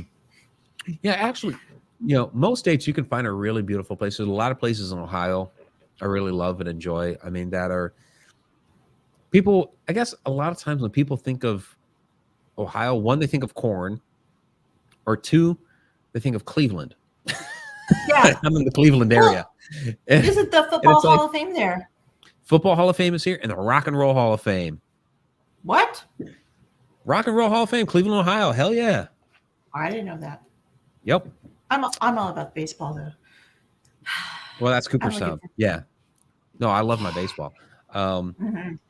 But yeah, a lot of times people think of corn, or they think of industry like Cleveland, like way back in the day when you could set the Cuyahoga River on fire. That was a long time ago. But there are some really, really beautiful places throughout Ohio. You've got the Cuyahoga Park, which is beautiful. The Metro Parks, which are beautiful. You've got the different mounds like Serpentine Mound or the Great Earthworks down in Newark. Okay, I've always wanted to go there. Real ancient places. Ohio's great, and even just like right down the road, we got some different parks and wooded areas. Gore Orphanage, which is actually in a beautiful wooded area. It's not really the Gore Orphanage, but that's a talk for another day. Video. That was a great video. I want to know more. Thank you. Yeah, when I went to go visit, so that's something that's going to become like a Friday night ghost fright on Tubi sort of thing. Are you going to require me to buy a TV? Oh my God. Where am I going to put it? Stream it on your computer. Oh, okay. It's like I don't have room. Oh my God, this is 5 cats. Oh my God. Where am I going to put it? Is the word boobs appropriate for the rabbit hole? Comment under review. Sarah, I am for this episode, maybe. Lena, I'm going to send you some pictures, man. Whoa! No, I mean of my outfit. The outfit I had on. Okay. I dress, period. And so that means you don't have pockets. So where am I going to put my money? Oh, I got a spoon. Here it goes. You give me a pick, I'm going in there. What? Change? It's going in here. So this is where my purse is, So Android Purity shouting it out from Maryland. Maryland's underrated beach, largest U.S. bay, DC Civil War sites, mountains. Yeah. I got my book back there, Ghosts of Maryland. So I lived there for 14 years. When you were, what do you call it? Men in Black? Well, that's how I started my years in Maryland. Yeah. And I lived in Frederick, Maryland for 11 years, which is right there on the edge of the Blue Ridge Mountains. That's a really beautiful part of the state. So I honeymoon there. the problem with Maryland is like there's a stretch from Baltimore to Washington D.C. that's just like a hole. Like Baltimore itself. It has some great locations like the Inner Harbor, which is really fascinating. The old fort that's there, the Westminster Burial Ground that has Edgar Allan Poe. All that is great, but Oh, Baltimore, the rest of Baltimore is like a crap hole. I'm sorry, but there are some other really beautiful parts of the state. Like if you decide to do, if you decide to follow the whole James Wilkes Booth, John. I'm sorry, I've had some wine. John Wilkes Booth. he Damn it, ended I up can't in even say it. Granbury, Texas. He ended up there. Let me just say He that. ended up there. But if you follow his excursion out of Washington, D.C. through Maryland, so you end up at the Surratt House in Clinton, you end up at the Mud House in Waldorf. Those are fantastic historic locations. The estate of the Mud House is actually really beautiful. Yeah, Maryland has there are a lot of great historic places like Antietam. Is there in Maryland? Yeah. The Monocacy Battlefield, which people don't really realize how important Monocacy was. It was a loss by the Union, but it held up the Confederate forces long enough that Union forces were able to get to DC in time to secure it. Otherwise, if they had blown through Frederick and Monocacy and all that, the Confederacy actually would have taken DC. So it was an important battlefield or important battle, even though it was a loss there at Monocacy. And that's just at the south side of Frederick. I think one of the pictures I sent you was of one of the cats when he was a law student with Abraham Lincoln. I forgot the cats. How can you forget the cats? But that is someplace I've always... Okay, that's Corbin when he was a law student with Abraham Lincoln. He did learn by candlelight. Oh, that's Morgan, or Egan, as I've been told. She's very regal, and she doesn't like to see a hole in her food dish. But that's someplace I've... Oh, and that's my life partner, Toby. He was on the sofa behind me when we first started. So someplace I've always wanted to visit, and I think it's because of the Grant connection, was the Civil War sites. And yeah, man, I really want to go up there sometime. Yeah. You definitely need to check those out. Even some of the little places, like little taverns and stuff along the way. There's a lot of great Civil War connections there in Frederick, Westminster. There's a lot of little places along the way that have, whether it's a haunting or they had something, somebody come through that was, from a battle, or just, even the whole legend of Barbara Fritchie in Frederick, which they hold on to steadfastly, is different than it really happened. But yeah, it's still a very, very cool legend. Well, most of history is different. It is. And the poem that was derived from it, even though the story that what really happened was different than the way it did, the poem that came out of it helped to inspire the Union troops. So it was still significant, even if the story behind it wasn't quite true. Yeah. Well, you know what history is. It's just his story. It was to the victors dictate. Go the spoils. Yeah. Yeah. Well, go the spoils, but they dictate the story that's passed on. So it's just what really happened in our history. We don't know, but we do, So you just got to look in the hollow earth, Oh my God. I just want to say that Dan Norvell is saying he's going to be in Janesville. All right. Where's that? So that's in a week and a half. Oh, okay. I'm going to show up one day and you're going to like, oh my God. I visited Annapolis. And I like Annapolis. It is actually the capital of Maryland. People, when they think of Maryland and they think of cities, they think of Baltimore, but Annapolis is actually the capital. And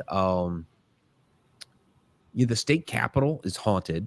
It's a very, very cool building. The harbor there is very beautiful, and I forget the name of the street, but the strip that basically leads you into that harbor area in the Capitol and everything.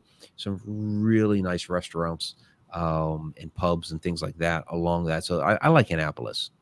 So when I was leaving an ex-girlfriend, I was actually looking down there. Yeah. See, you guys in the North have the greatest history. I can't keep up. So when we first started the rabbit hole was when I was leaving her. So I have no idea. It's all right. You guys in the North have the greatest history. We down South, I mean, we don't have history. We have stuff we still are living through. You know, I mean, it's not like you have history and it's compartmentalized, and we just have life down here. I mean, we still do the voodoo and the hoodoo and the étouffée and the beignets. Yeah. You have a different. See, that's the thing is, and this leads into Sharon's question here. What do you think is the most haunted state? It's not which is the most haunted, because they're all haunted. It's just the history behind those hauntings is different. You know, I mean, Texas, where you're at, Victoria, has a lot of history behind it. Some old history. Mm-hmm. You know, you're talking about the South, but like Florida, St. Augustine, that's very old and it has a lot of history behind it. You know, so it's just different from state to state. So it's hard to compare a place. We're just talking Maryland. It's hard to compare Maryland to Texas. Yeah. Because the history behind it is different. I worked with a guy once and he was like, why do you keep talking? And I was in Arizona. He's like, why do you keep talking about Texas? What's so great about Texas? And I was like, dude, people died for that state. That's how firmly they believed in that concept.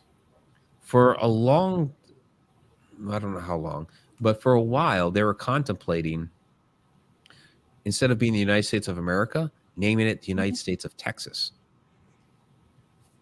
Well, present government aside, can we talk about Ted Cruz? No, I'm just kidding. I love his memes. I love his memes. That's all I can say is I love his memes. But people lived and breathed and died for what they believe was their independence and their freedom. And I think that is one of the things that makes Texas so great. It's like it's just they have their beliefs and they died for them. They really did. And the whole remember the Alamo. I mean, all those guys were wiped out, and that was a battle cry forever. And that's go ahead. Okay, what you're not remembering? Remember the Alamo, but before the Alamo, the reason the Alamo fell was because the people at Goliad were massacred and killed, and they were waiting for the Goliad people to come up to the Alamo to help, but they were dead, so they never could come. So, I mean, this whole state is entrenched in. That's one of the things Coyote Chris and I were going to do this year. We were going to go to Goliad.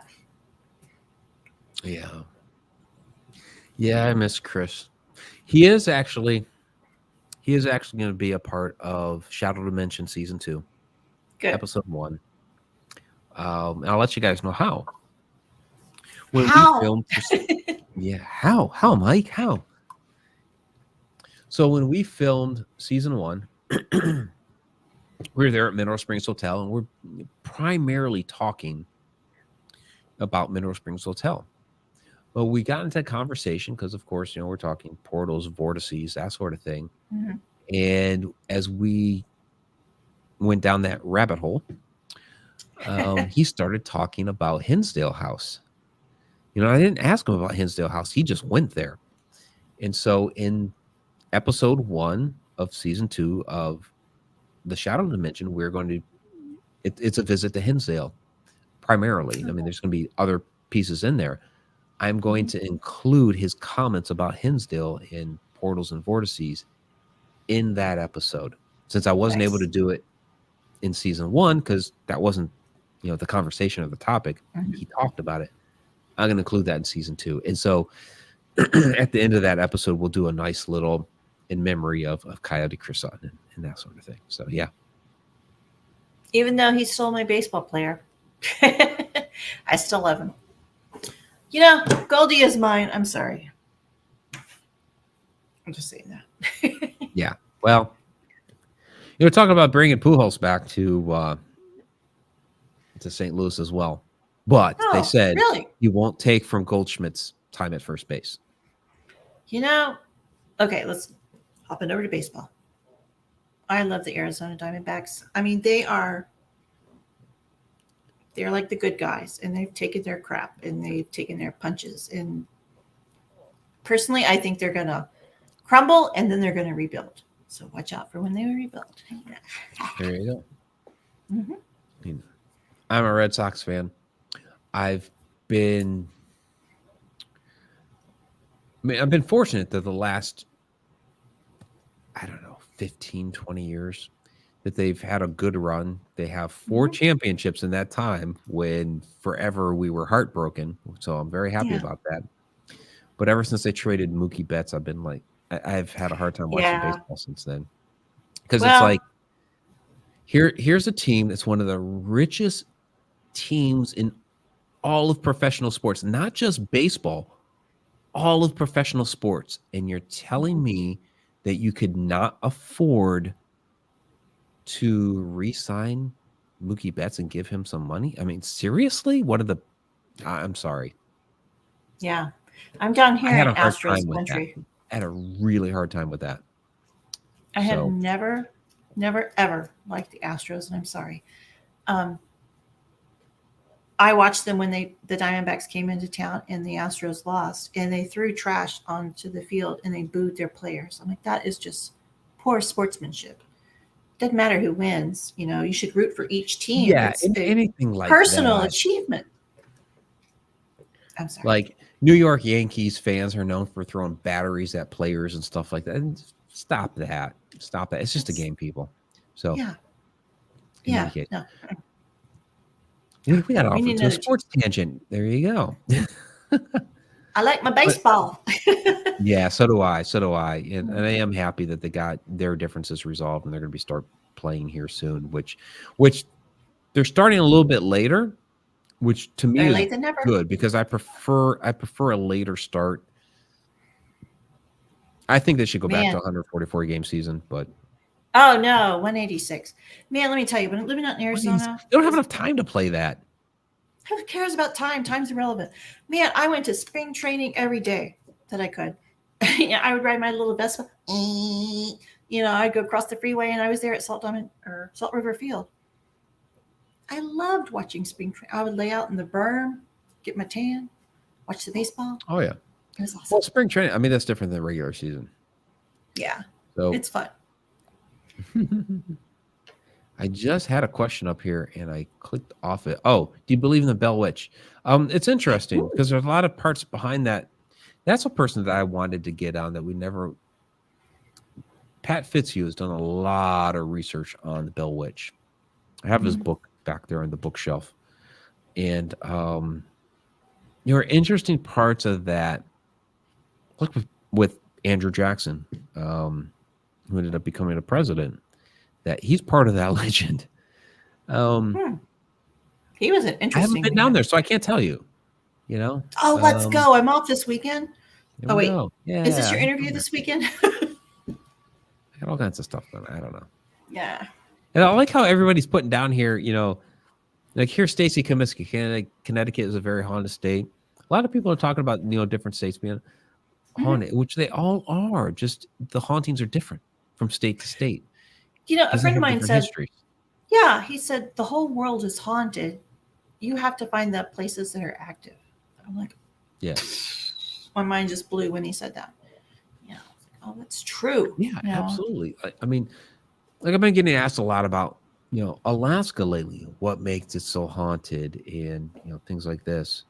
Is it the woolly I tell mammoth? you guys yet the woolly mammoth. So phone interview for a television show. I can't talk about it yet. That we talked about that, possibly woolly mammoths being up there. We talked about, what would make it haunted, what would be attractive to UFOs, all that sort of stuff about Alaska. I wrote the book. And again, each state is different. So like with Alaska, you have all this volatile activity, between earthquakes, volcanoes, you have the Mhm. aurora borealis and all the electromagnetic activity that's up there that's helping to perpetuate all what it could be, a cryptid, it could be a ghost, it could be time slip, all these different things. So each state is different, and they have their their different catalysts that's there. So like with Ohio, you have this ancient history, you have these mounds, and you have this glacial activity that was here. You look at I don't know, like New England. It's a very, very rich history. You have the colonials, it's interesting because people will say, hey, you have the Native Americans here and there. Well, Native Americans have been around, the entire country for thousands and thousands of years. So it's like, it's interesting when people say, well, you have Native American history here. It's like, yeah, no kidding. It's everywhere. Mhm. But it's just different because you had different tribes and they were there in different, in different years and things like that. Or they, like with the New England area, like I was just talking about, they have those strange stone walls that are all over the place. Who built those? That sort of stuff. We talked Maryland down there earlier but Virginia and you mentioned southern states, where this, southern hauntings. Well, Vicksburg, Mississippi, there's all kinds of southern locations. Savannah. Savannah, Yeah. that New James, Orleans. yeah. Yeah. So there's all of that history. It's just different from state to state, and so I think that's what makes this field so fascinating. Is Yeah. that the history behind the hauntings is very, very different from state to state, region to region, and with You what know what we I've do, noticed? it Yeah. gives a voice to those people that had lived and died and they may have died in a battle, or there may have been some tragedy. If we talk woman in white, for a variety of different reasons, Mhm. and we're giving a voice to those people. Yep, exactly. But you know what I've noticed, which is a key ingredient in everything, is the passion of the person, the passion of the death, the passion of the life that was put into that land. That's where the big hauntings are. It's not like, oh, I lived in a cave and there might be a cryptid. Woo. No, it's these people that lived passionately upon the land. That's where you find the greatest hauntings. What are you drinking now? Is that It's wine? more than wine. It's more than Okay. wine. Yeah. Well, Mhm. it's the energy. It's Yeah, the energy exactly. behind it. So when people expend more of Yeah. that energy, then the more that energy is there within the land. So Yeah, exactly. we're gonna wrap it up here in a minute because I Don't know make me some people cry. are bowing out. I know. If you make me cry, I'm sending you a cat. Yeah. Oh, there he is. Enjoyed We purity. got plenty. I've heard hauntings in Europe are off the charts, high activity. True from your experience? Mhm. I've not yet been to Europe. That's going to happen here in July. I think a What I lot of will that's say though, astrologically too. We've changed the age. there's that. Yeah. What I Mhm. will say is talking to people overseas. What's different here than Europe, or I guess what's different in Europe than here, is that you have a much older history, much more rich history, and people have been accustomed to for hundreds and hundreds of years of, yeah, there's the family ghost that's in the house or in the castle or what have you. So people are more willing to believe that these ghosts and spirits and what have you are within the building. Where here, because, yeah, I mean, what, 250, 300 years, whatever we've been, I mean, I guess we started settling here a little bit longer than that, but we've been a country for 230, 50 years. 40, 40, Oh, 50 years. Yeah, something like that, right? math. Yeah, 76, right? So, right. So 200 plus years. It's not a long time compared to some of these other countries. Mm-mm. They have a much older, much more rich history with their buildings. And so they're more accustomed to knowing that, hey, the ghost of somebody or the spirit of somebody's been around here for hundreds of years, and we just know that that's coming with the house. So it's Yeah. different. I think a lot of that also has to do with the universe is traveling, right? It's not staying stationary. It's like moving through the cosmos. Is that correct? Expanding. Yeah. Yep. Okay. So as we're going through, moving somewhere in the cosmos, the veil, if you want to call it that, is thinning. Our perception is opening more. So we're attracting more and being in tune with more. So I think it's easier to reach the other side, if you want to call it that.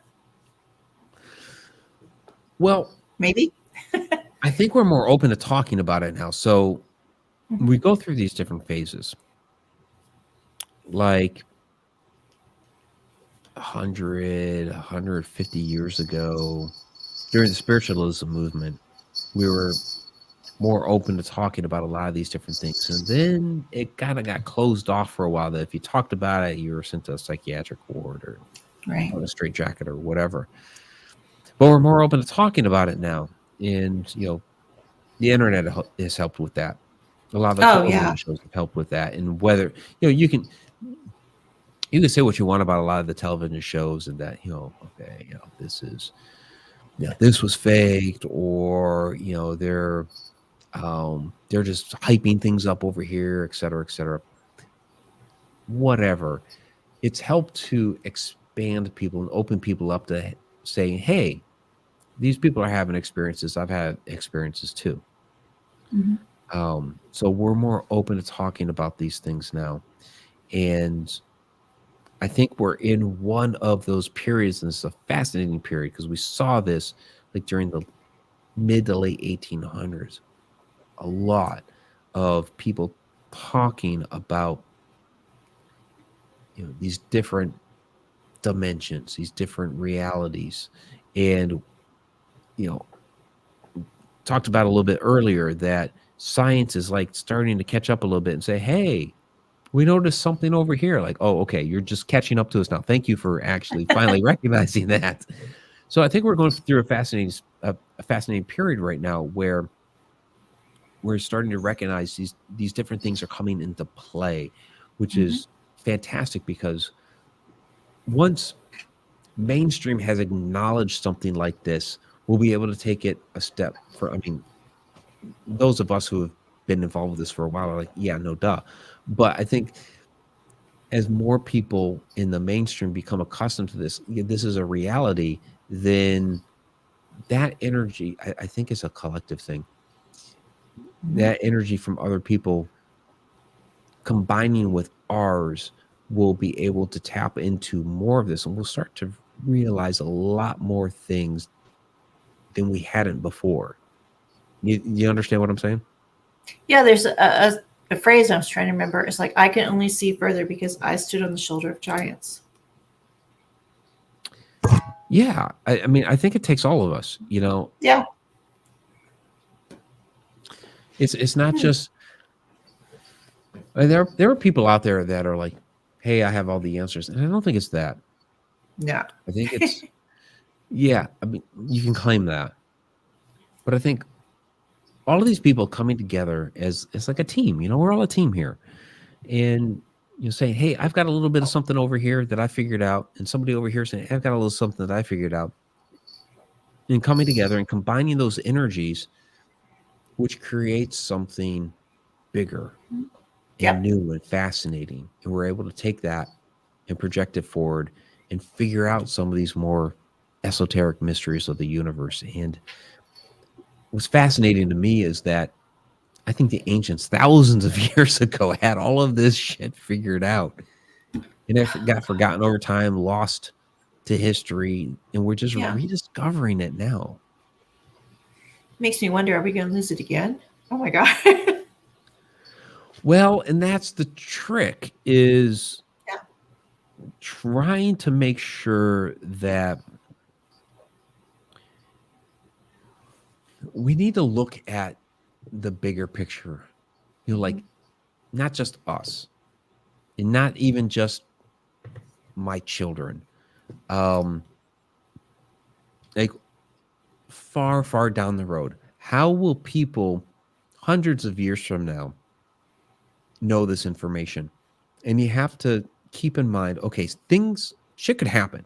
Like shit could really hit the fan, and there could be a war. There could be a global cataclysm, and Oh yeah. we could lose all knowledge. I mean, it's happened before, where things have been lost to time because comet hit the earth, or there was the flood or whatever. And technology at that time was at a point where we're recording history, we're learning these different esoteric pieces of knowledge, and then all of a sudden, boom, something happens, and we get thrown back 1,000 years because of it's like comet hit the the time earth. machine. Yeah, exactly. And so then we're just having to survive for a long period of time, because we were without our resources that we had. So we just have to live off the earth and figure out how to cultivate again, all that sort of stuff. And so that knowledge gets lost. So how do we figure out a way to record that? Well, okay, the ancients, they recorded stuff on stone tablets, and so we have cuneiform, and we have the Egyptian hieroglyphs and things like that we're able to look at and say, okay, they knew something. So with us, we have to, I think, keep in mind, and we're not doing this for the most part. Not yet. No, because most of our information right now is kept on computers. And oh my God, when we go off the grid, and we are going to go off the grid sooner or later. We are. It's kept on computers. It's kept in electronic format. We have written books like behind me. But if all of a sudden we lose electronics, we lose electricity, that sort of thing, anything that was in electronic format, it's on the internet, gone. We don't have that anymore. The written word, books behind me, those deteriorate. So we might have those for a couple hundred years. If we get lucky, if we're in a dry, arid climate, then like the Nag Hammadi scrolls, which are made on vellum, which is that's not even paper. That's vellum. So it's going to keep a little bit longer, but still, that's okay, a couple 1,000 years. But paper is not going to keep for that long. That was like exactly in the time machine when he goes into the cave and he sees the books and he picks it up, all the information in the world, and it just crumbles to dust. No. Yeah, exactly. So I think we have to do a few things right now, in which here's Diane Hilbert. Mike is getting mellowed out now. Diane, I've had a few of these. It's the Loki. Like Diane, I'll send you the recipe. those who have helped. Those who have come to Paracons have maybe seen me like this on occasion, but it's like it's Edge of the Rabbit Hole. Last episode, we're going to do it. Yeah. Okay, put a pin in this for a second, but you know what I can do that people don't know that I can do? And I won't do it here because it's very loud and obnoxious. I can do a duck call. It's just my hands. Okay, continue. But Mr. CO2 starting over and over and over again. Yeah. It's what it is. It is. And there are those who believe that we've been through this cycle. And I agree. That we've been through the cycle of civilization many, many times. At least 5, according to the Hopis. 5. Exactly. Yeah. And people say, well, okay, but they didn't have computers back then. It's like, when we talk like high technology, they didn't have computers back then. Well, okay, maybe they didn't have computers like we have right now. Maybe they didn't have cell phones like we have right now. But they had a higher technology than barbarians or Neanderthal man or something like that. Mm-hmm. They had different technology. You know, we have found ancient civilizations that had indoor plumbing. You know, Yeah. I mean, it's there. You know, we see the evidence. It may not be computers and cell phones, but they knew how to move, you know, things that were 1,000 or 1,500 ton blocks that we cannot move with our technology today. We just don't. However they did it, we have no idea. We don't have the machinery to do it. This idea of, well, they used rollers and sands. It's like we can't get guys with rollers and sand to do it now. How the hell did they do it? They had a different, higher technology than we have today. So they knew different things that we don't know today. Just like we know things that they didn't know. It's just different. But we've been through this cycle many, many times. Yeah. I think it's all because of vibrational. We've always said that. And that's one of the things I was asking Dr. Kimberly before last week. The old ways, the wise women, they used vibrational energy. Poo-pooed on for 400 or 500 years. And now all of a sudden, everyone's talking about vibrational energy again. That's what we were doing before. We go through these cycles. Yeah. And we have to, I think we have to embrace it right now. This is a time in our human history in which the masses are open to it.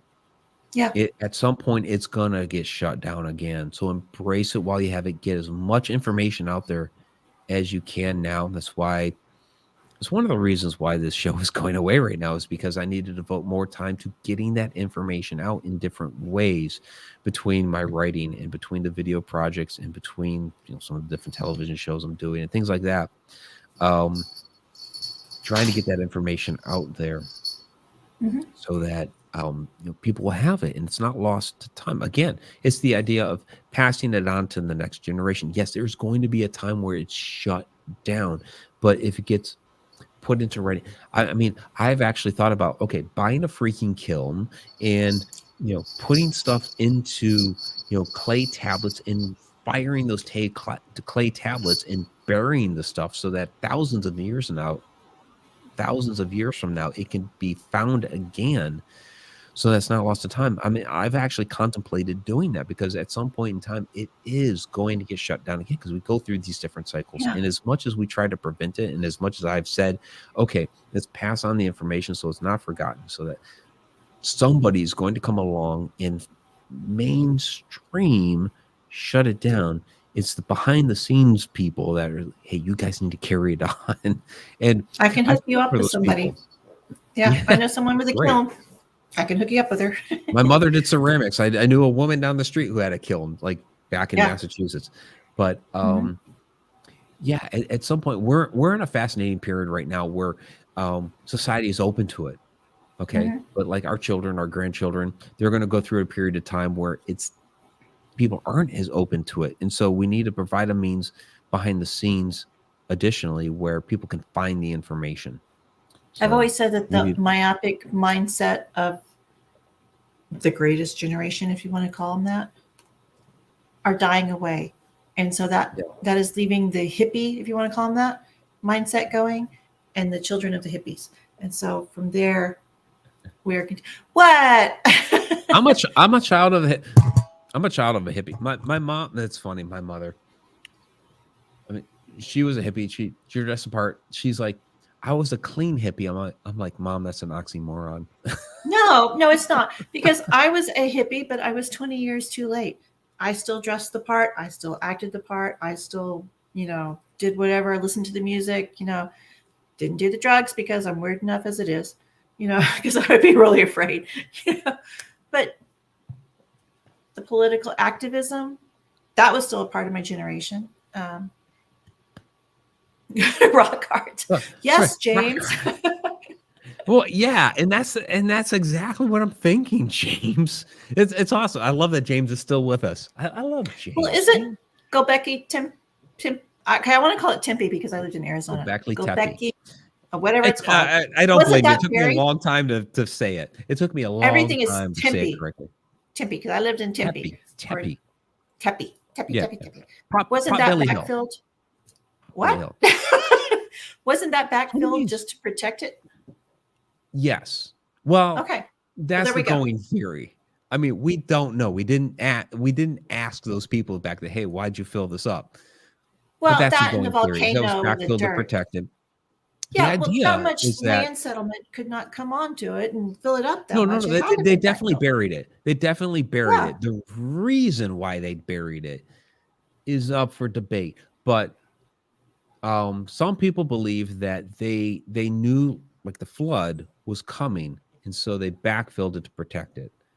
You know who told them? That's all I'm saying. The ant aliens. The ant There you go, aliens people. who have the elongated skulls, who look just like the people in the southwestern desert and in the Egyptian culture and in the Central American culture. The elongated skulls. They're the ant people. That's all I'm saying.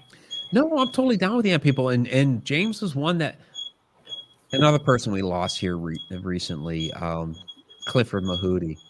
Yeah. I was trying to connect with him so bad when I was out there in the American Southwest back in October. That's your cat again, isn't it? I was hoping you wouldn't hear that. Well, we got 5 cats here. You know, we have one litter box that looks like a cement mixer. It's the whole thing turns. It's very loud. It could wake the dead. I was trying to connect with Clifford here back in October, and we weren't able to connect or whatever. Yeah. But he had a lot of information about the ant people and Montezuma as well, and that was absolutely fascinating when I was out there. And I thank James for putting me onto that back in October. Well. And Clifford's one that we lost here recently, Jordan Maxwell. So there's some different people we've lost here in the community recently, but James Rockart, that's exactly what I'm thinking is etch these things in stone. And okay, if you get back out to Arizona, if you go to Arizona, go to the Mesa Historical Museum, I think is what it's called. I don't know the name of it, but they actually have a stone that shows the depiction of like the lost Dutchman's mine and ancient civilizations. And it's just a stone sitting by the back door. You need to go check that out. Yeah. We're over 2 hours now. I've always said you wanted a 2-hour episode. Here you go, Victoria. Come on down. For your last episode. And the litter box only went off 2 times. Okay. 2 times in 2 hours, or once an hour. 2 times in 5 cats. Murtaza Arif. Question. While reflecting on past shows and where we are now, let's think of where this journey will take us. Mike, you spoke of some exciting plans for the next phase. What other plans do you have? I mean, I've got a lot of shit going on. Oh, I could tell you. You want me to tell you? Go ahead. He's going to be in Top Gun 2. Where's the paycheck? Danger zone. Let's just say there's somebody you may want to talk about later or sooner. Oh my God. I can do that with. I can't do that with both hands. I can only do it with the left because I fractured the right while playing baseball. I have had over 27 broken bones in my body. Do you remember this one? What the hell is wrong with you? That is a thing. Do you remember what that is? Is that Mork? Nanu. I never watched it. Mork and Mindy, Nanu. Let me tell you one of the epiphanies. See? Wow. There you go. Anne knew what that was. I had an epiphany one day. I think you were talking to Jeremy Ray. I can't swear to it. Jeremy's going to be with us on the Alaska cruise. I'm coming. He's from my state. Jeremy and I have been following each other without actually knowing each other. We're living in the same places. But alien life form, that was Alf. I never put that together. Alf. That was a fun show. I never. My sister had the game on the Alf game.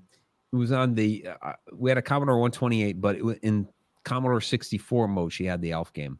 It was fun because you had to Yeah, there was a game you had to like find pizza and stuff like that. That's my daily life. Yeah. That Jimmy John's. It's also Arif. While reflecting on past shows and where we are now, let's think of this journey or where this journey will take us. You spoke of exciting plans for the next phase. What other plans do you have? This is, yeah. So this question that we just. So, okay. I've had some wine. Sorry, folks. Okay, can I interrupt for 1 second? I just got an instant You breaking just news. did that the last time I tried to answer this question. I love you, Fran, and I got your message. I love you too. Oh. So now I'm going to check my eyeliner. Okay. Continue on. No, there's a lot of stuff going on. There is. There is, because, and I can't talk about them, but there are different shows that I'm filming for, which is something that's that's live long and prosper. This is the big hint. Live long and prosper. Live long and prosper. Prosper. Let me just say, one of the highlights of my life. We've gone beyond 2 hours and we've drink. I was at a Star Trek. Yeah, Robert Hanna, we've noticed.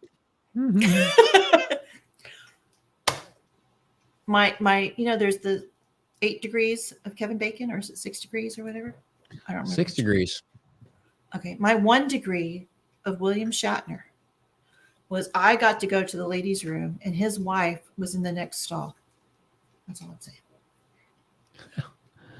That's my 1 degree. I met him a couple times. He's a funny guy. Bohemian Rhapsody. Is this the real life? Is just a fantasy. So when I do for karaoke, the reason why I do what I do is because I can't sing or dance. It's a Rocky reference for those that aren't aware. When I do karaoke, I do by default Bohemian Rhapsody because I can't sing or dance. So everybody sings that song. So I don't have to worry about how I perform because everybody's singing it. So that's my go-to. Okay, here's my hint for karaoke. I can sing, but it's not very well. I mean, dogs will turn their heads when I sing. Yeah. So I have learned to sing harmony. It sounds off pitch, but it's really harmony. There you go. So to answer Murtaz's question. Oh, are we still on this? Okay. We're still on that because I never actually answered it. Yeah. So there are different shows I'm filming for that I can't talk about right now. So I have, I guess. Has he gotten this? Did he get this? Yeah, I think we got that. Okay. So to kind of give hints, but not say outright, I have traveled to New York. That's planned. I have traveled to Boulder, Colorado. That's planned. We have Shadow Dimension 2 that we are filming for. Of course, we have the different tours like Ireland. That's coming up. Egypt, that's next year. Mm-hmm. The Alaska Triangle Cruise, that's a year and a half from now. So I really encourage people, please join us for those. They're going to be amazing. So actually, even though we've been talking about Ireland for 2 years, I mean, I had my trip paid off. COVID got in the way of that. But I have had this tour sold out 3 times. The Ireland tour, we've had it sold out 3 times, and people bow out, and then other people come in, and other people bow out, and other people come in. We have 4 tickets left. Please, somebody join us. We would love to have you with us because we're gonna have an amazing freeing time to all these fantastic, historic, ancient. We've got the stone circles. We've got the Spike Island. We've got Spike Island. We've got the castles. I mean, oh my God, with so many freaking castles, it's ridiculous. It's going to be amazing. And Ireland is completely open. People are, for a long time, and I understand, we're like, well, COVID and travel restrictions and stuff like that. And it's like, Ireland has said, hey, dudes, we're completely open. Like, you don't need a test. There's no vaccination required. You don't need papers, nothing. We are completely open. Come on in. Come on down. We're good. When Ireland for a long time had been one of the strictest countries to be able to get into, to be able to travel, anything. And now they're just like, we're completely open. Come on in. So we've got 4 tickets left. Join us. But can you leave? Seriously, it was my intention once I found out you could only bring 1 suitcase. Just saying that. Well, that's airline stuff. It depends on which airline you go with. No, I was told you have to carry whatever you bring. I'm like, screw that. I take 1 suitcase just for shoes. That's the airline. Yeah. I was going to bring a dress in white and a dress in black because I heard there's a lady in white and a lady in black. And I'm just going to hang out at the castle. I'm not coming back. Yeah. No, well, I mean, there's so many. Like, what was that movie? High Spirits. We're going to Rock of Cashel. We're going to, like you said, Spike Island. We're going to Blarney Castle. We're going to Leap Castle, Charlton Castle. What's great about Charlton Castle? Not only do you have the hauntings of the castle, but the woods around it had, ancient Druid ruins and circles and stuff like that. So it's like an amazing location. Okay. So in all seriousness, and hey, anybody who wants to stick around for an extra day, July 10th, the day after the tour ends, I'm going up to Newgrange, Tara, all of those locations, the Stone Cairns, on all those locations up there. We're doing one last day. Come with me. There we go. But then Brian was doing something and we're going to hook up a week later. Okay, but in all seriousness, for those of us who got laid off. Well, Brian's in Wales. I live in Texas. It's 45 minutes down my driveway. Anything is close. That is nowhere near Ireland. I told you my trip to Arizona, I was going to Sedona. I'm like, well, I missed my turn. I might as well go up to Flagstaff. Well, screw that. Let's go to the Grand Canyon. Painted Desert. I'm on my way. It was like the whole freaking state. But seriously, for those of us who got laid off and we're not able to do this trip, will you have another Ireland trip? Like in a year or two. We can afford it. Because that would be fun. I really want to go to Leap Castle. It really, I mean, honestly, Victoria, it bothers me that everything happened with your job that it did, because I would have loved to have had you with us in Ireland. The dead would not sleep. That's all I can say. Yeah. So, like Robert here, not to mention fairy legends in Ireland. So, oh my God, I've had interactions with fairies. I mean, seriously, people, I have had legitimate interactions with fairies. They exist. So, I don't know why people. Ireland is known for the fairies. Okay, a little bit more martini. What is that, an urn? Okay, when I'll have to send you the picture. My daughter was a bartender, and she opened it up and went, and I was like, yeah, it looks Grandma. Like an urn. I mean, I get that it's a shaker, but it looks like an urn. I told her, yeah, it's Grandma. So I have this picture of my daughter going, it's like, no, but you can twist it and it tells you all the different drinks to make. It's my salted caramel martini that's now melted because I've been drinking strawberry water. Dear God, this is me sober. I am far from sober. You don't want to see me. There is a sobriety test. That's the thing. I don't understand. Okay. I don't Is anybody here anymore? There are 30 some odd people still connected with us. And I love each and every one of you. Absolutely. Seriously, thank you so much. For those that have hung in with us, thank you. If you're not friends with me on Facebook, please send me a thing. And if not, go to Victoria Mundae's Paranormal Activities and you'll see more pictures of cats than you ever wanted to. And I'll be there. Yeah. Okay, you're saying. I got off track. I was going to say something, and then whatever you said just got me totally off track. But whatever. We're talking about being drunk. Okay. Was that it? Okay. The test is when you can no longer feel No, your what I was nose. going to say. Okay. I don't understand. No. I get that it's a thing. I don't understand people who are angry drunks because I am goofy as fuck when I'm drunk.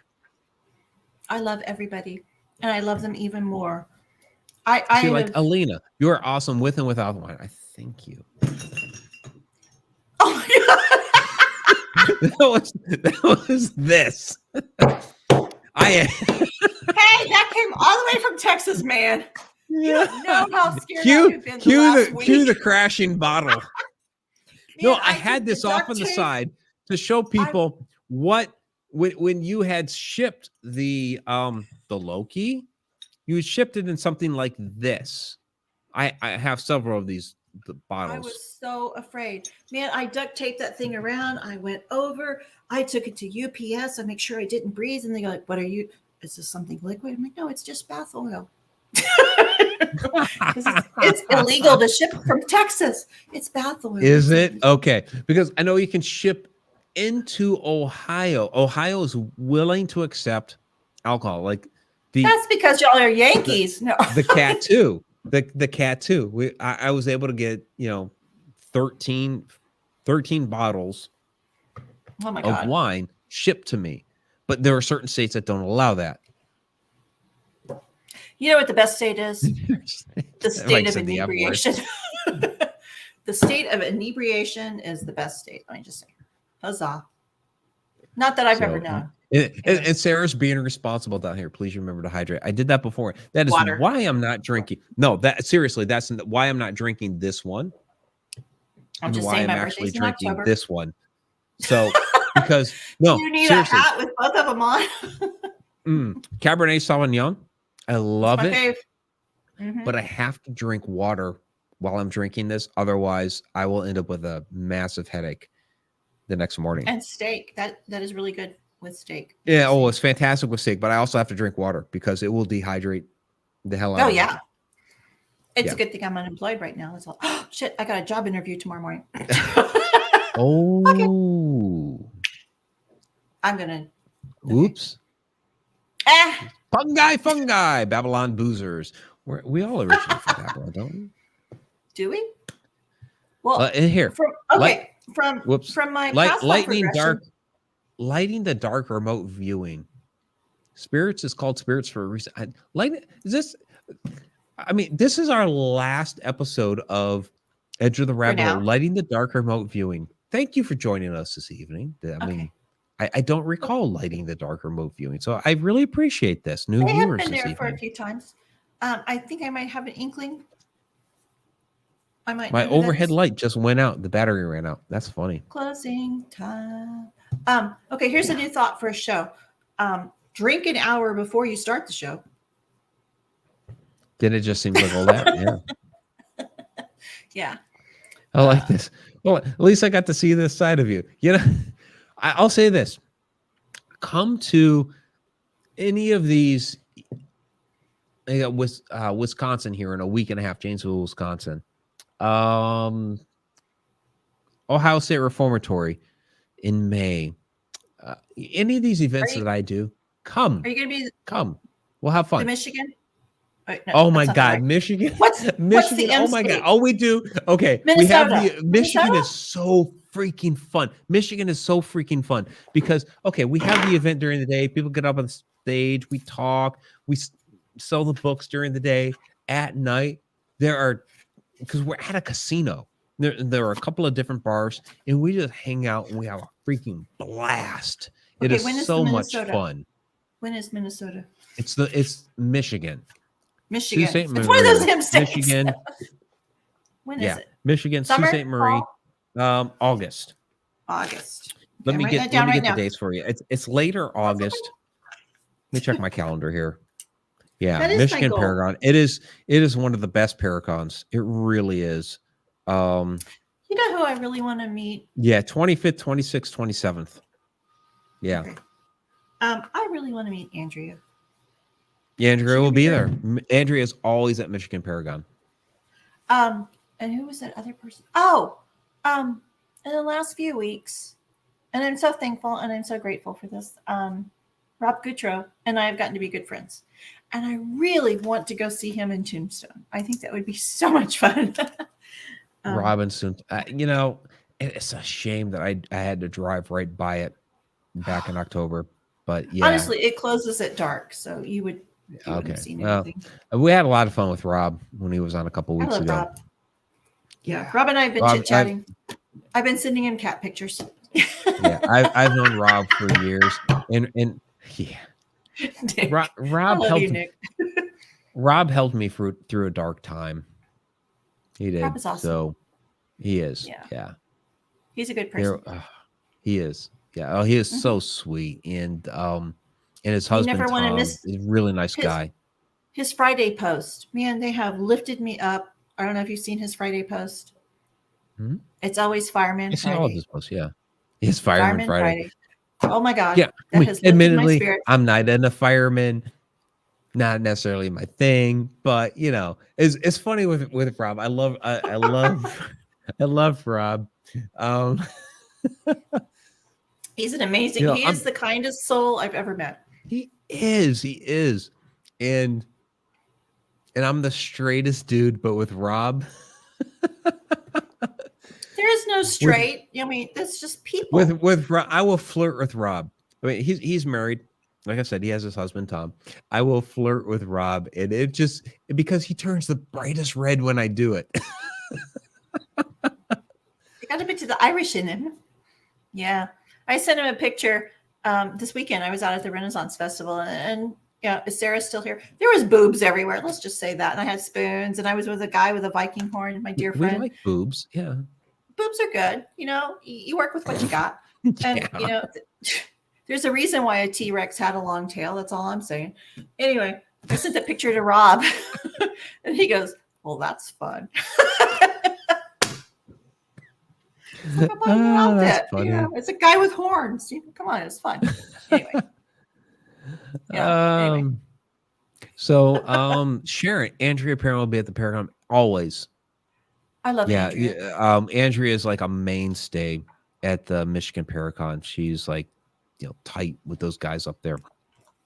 I've got to say, I am so thankful, and I'm so blessed, and I'm so grateful to all the people I've met. Yeah. There's There's so many fantastic people. Yes. And you're going to be at my family reunion, so yay! Yay! And who else? Sharon Lane? I did. You said this whole time, you said, don't make me cry. You made yourself cry. I had a hangnail today. But you're like on the borderline of making me cry.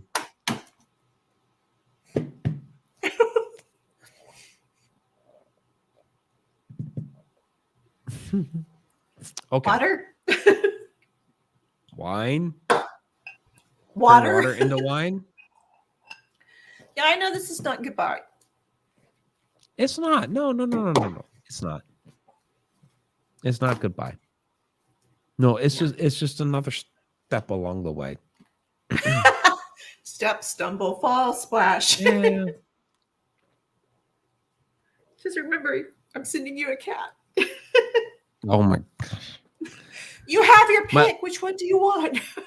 My landlord won't let me have any. Okay. Our landlord thinks we only have 2. Oh my gosh. We have 5. But 3 of them are tuxedos. Shh. You have, that's the last photo, isn't it? Let me bring it up. Yeah, you can't tell. Okay, that was Eric. No, Eric was a dog. Jesus Christ. That is Corbin on the top, and Toby, my life partner, because he's not a cat, on the bottom. Yeah, Toby is like you and Toby are like really connected. All joking aside, I really think he is a soulmate. Because after that scary time last week, stop it, Jill. Mm-hmm. He has not left my side. And then we found Chicken Nugget because he was literally the size of a chicken nugget. His real name is Odin. But now we have 3 cats that look like. And so if anybody were going to come, I would highly suggest that if you're going to have multiple cats, have cats that look alike. They'll never get Yeah, lost. and that's and just the fact. Okay, they all look alike. They all just like show up on your doorstep like that. I mean, that in all of this stuff that we talk about, vibration, resonance, connection, it's legit. I mean, you see all these similar type of cats showing up on your doorstep that are connected with you. It's not that they show up, is they show up right before they have a decision. Are they going to die or are they going to come to something? Yeah. And every single one was at the moment of their death. And they found us. And they found you. Yeah. So now I go through the garage. That's how and it's stuff like that you had, there's something deeper to this world. Yeah. There is. Yeah. It really okay, is. I cried. I'm All good. right. No more crying. So, all right, we're 2.5 hours into this, so we got to wrap it up. It's okay. I don't have to pee yet. I Isn't that what Vanessa always said? I gotta go my pee. God. Yeah, Vanessa was always like, at the end of our hour, she's like, I really got to pee. It's like, okay. So I miss Vanessa. She was an amazing person, and I learned so much from her. Yeah, and we can't forget. Yeah. She gave me one piece of advice.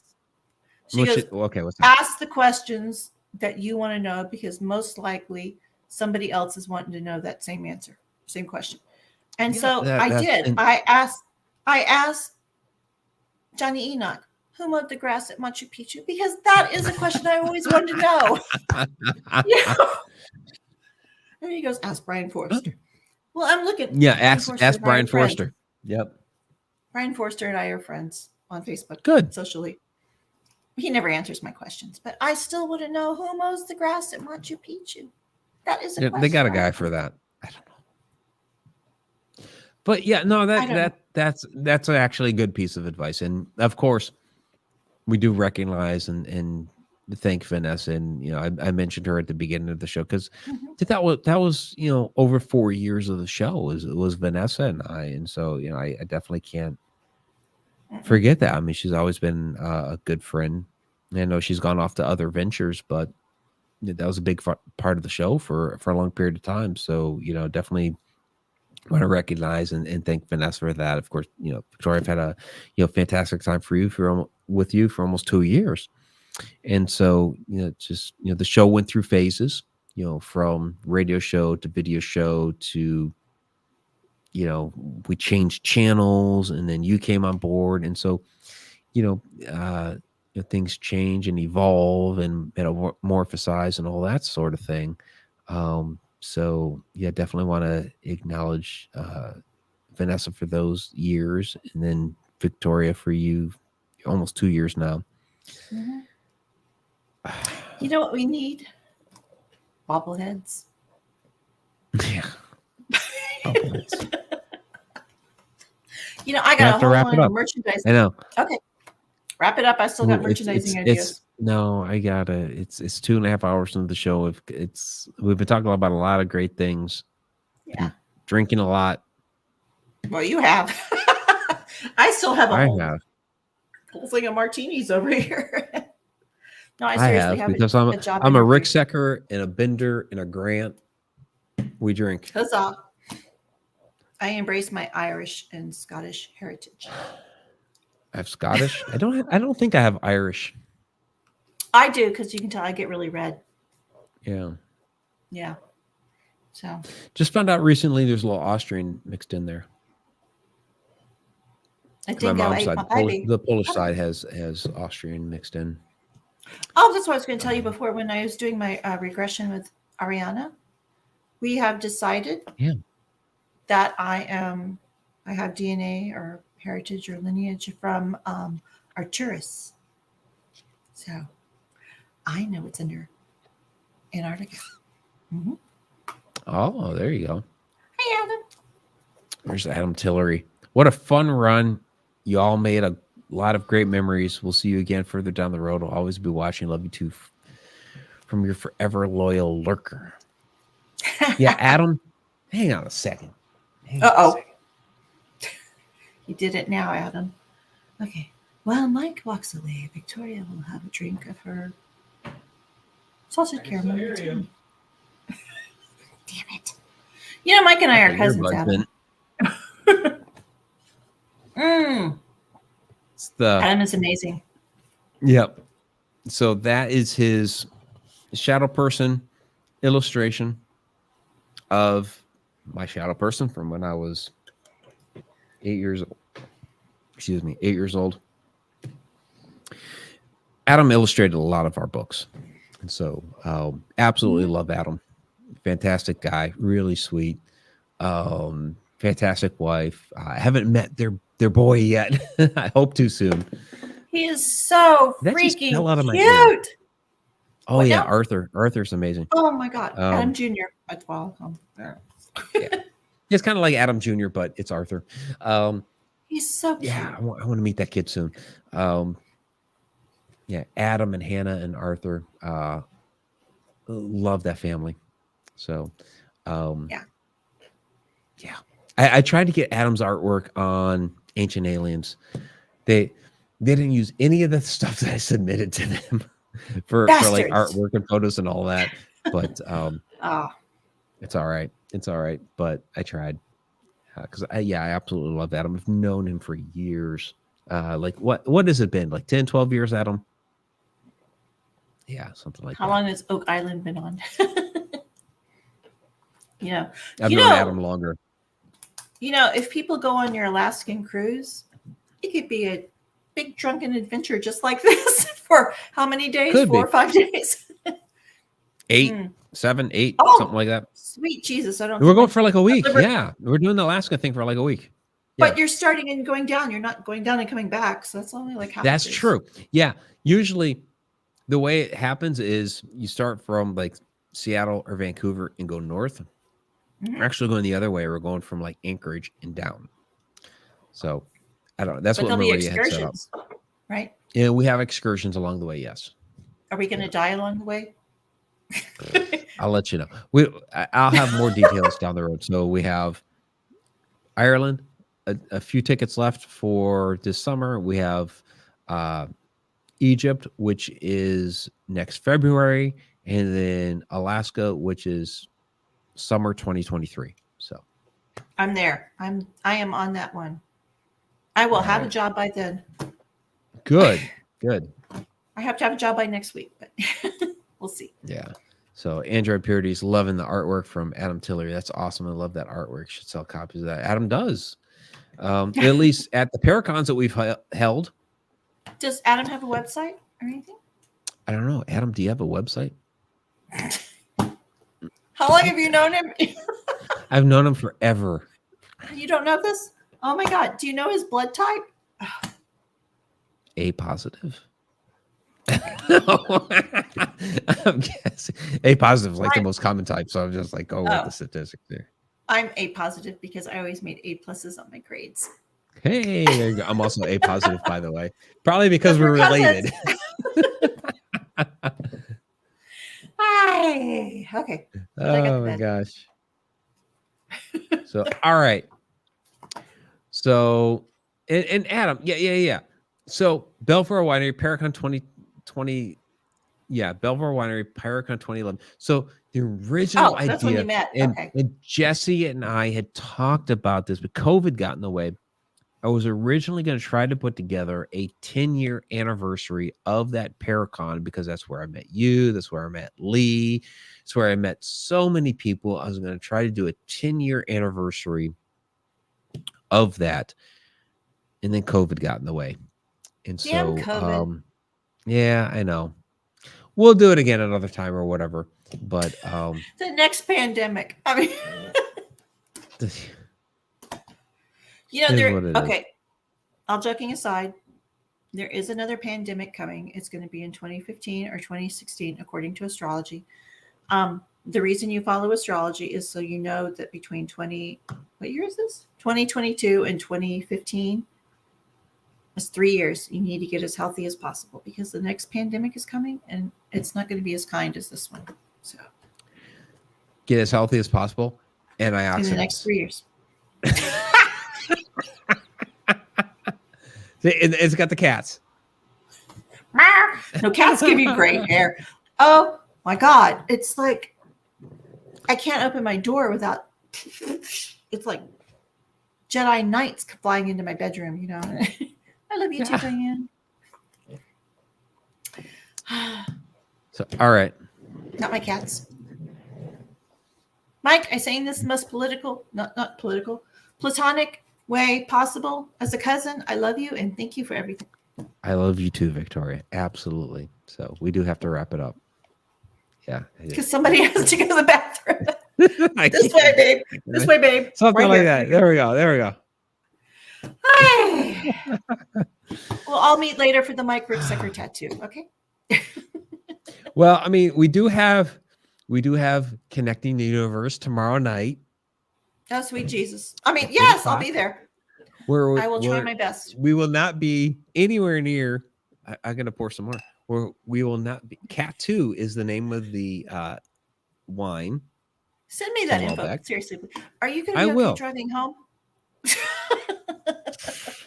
I got to open that door back there. I have to go upstairs, you know. Oh my gosh. Be careful of the stairs. I'm in a ghosts one my level bedroom. home, so I don't have to worry about that. But I have a little girl living in my closet. That's all I'm saying. okay. You know, and all joking aside, I've noticed that when I've gone out and done these paranormal venues and come back home, oh, hello, the activity is kicked up. Like my ghosts are going, "What? You don't love me anymore?" I always. Aw. I have met so many great people. Yes. There's been a lot of amazing people. Our mad You know, the one I hatters. did miss. I'm sorry we never got to interview Chris Garcia. A Texan. He's a Texan.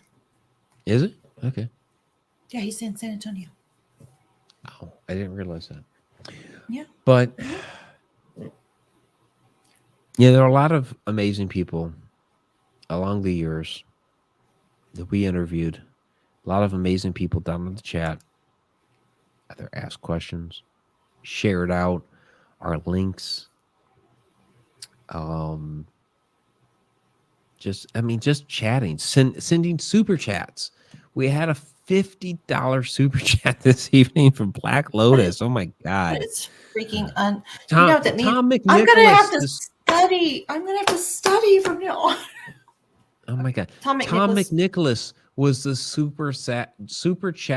I mean, that was a term that I threw out there. Whatever we'd have, you know, our super chat superstars for this evening and it always began with Tom McNicholas. I love Every Tom. time. Tom's an amazing guy. Tom and I I have love chatted. that. He has such a pure heart. I love Tom.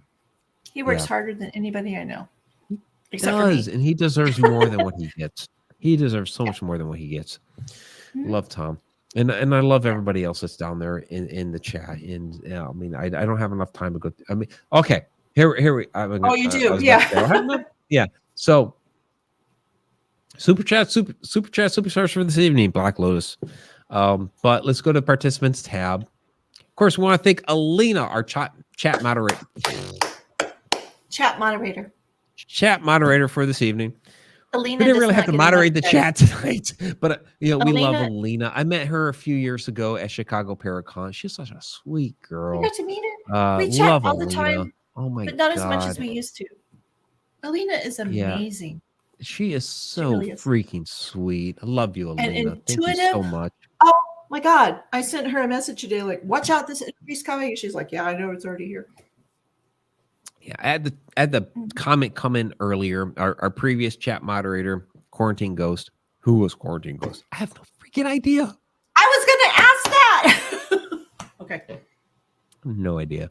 So have to Quarantine know. Ghost was somebody who came along that you know, we chatted a little bit, was like, okay, this is a cool person. You want to help moderate the chat? We'll give you a try. Fine. Moderated the chat. Okay, this person worked out pretty well for moderating the chat. I have no idea what Quarantine Ghost was. Wait, I'm seeing a pattern here. First one, we'll just go with that one. You know, honestly, But when no, you it was know- like, you know, there was some time of chatting and getting to know each other before actually, you know, I'll give you moderation permissions. I mean, you know, When Vanessa left, my little voice goes, "Dear freaking God, tell Mike you wanted the job." I'm like, I don't want the job. What are you talking about? And so I was very polite. I like to throw my hat into I mean, the that was. I mean, I had no seriously. I had like a series of people lined up. Okay, I'm gonna Victoria, I this know person, you that did. person. You worked out so well the first time. It's like, okay, we'll give Victoria a chance. A She's second on week. painkillers. Let's give her No, a try. yeah. I mean, but again, I had other people lined up, and so originally I was gonna, because you worked out well the first week, I was gonna have you pushed out to like fourth or fifth week or something like that. We'll give you another chance then. But it's like you worked out so well the first week. It's like, okay, we'll just do you the second week. That didn't sound right. Once you go goblin, you don't go back. You know what I mean, though. I can't believe I said that.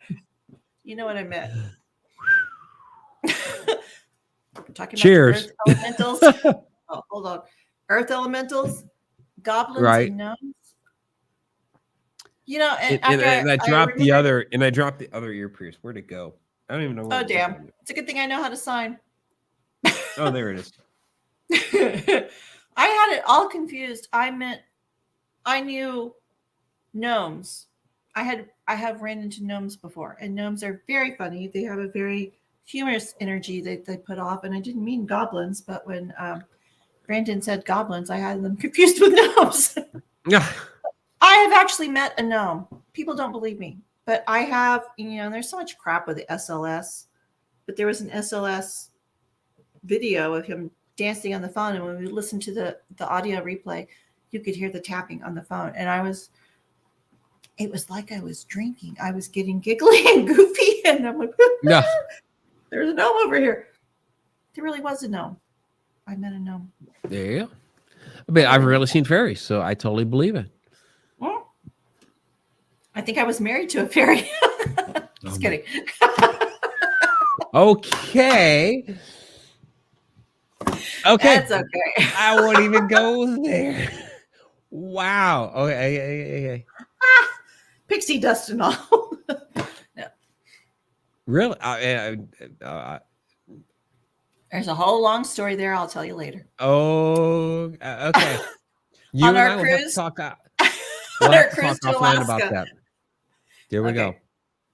There we go. Alina. Alina, you did a great job of moderating. Yes, absolutely. Thank you so She's much, awesome. Alina. She really is. She Really really is. is. And people. She is so shy, but when she comes out of her shell and actually lets you see the real Alina, she's an amazing woman. She really is. And, I mean, there's a side of Alina where, it's challenging for her to moderate the chat because of She's so good. different things. Yeah. Mhm. But she still does an amazing job even with those things. And she's so freaking sweet. Yeah. And she she's really funny. is. When we did the Joe Diamond, And she asked some fantastic questions she does. to our guests. Yeah. When we did the Joe Diamond live. Okay, if I ever send you a Joe Diamond invitation, you had better join us because we had the most amazing time. And the tickets are only like $10 or $15. But she was so afraid of being with the group. And I'm like, why? You're an amazing person. And, we had so much fun.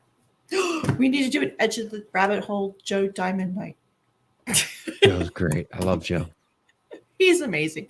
He's funny. He still sends me stuff. But yeah.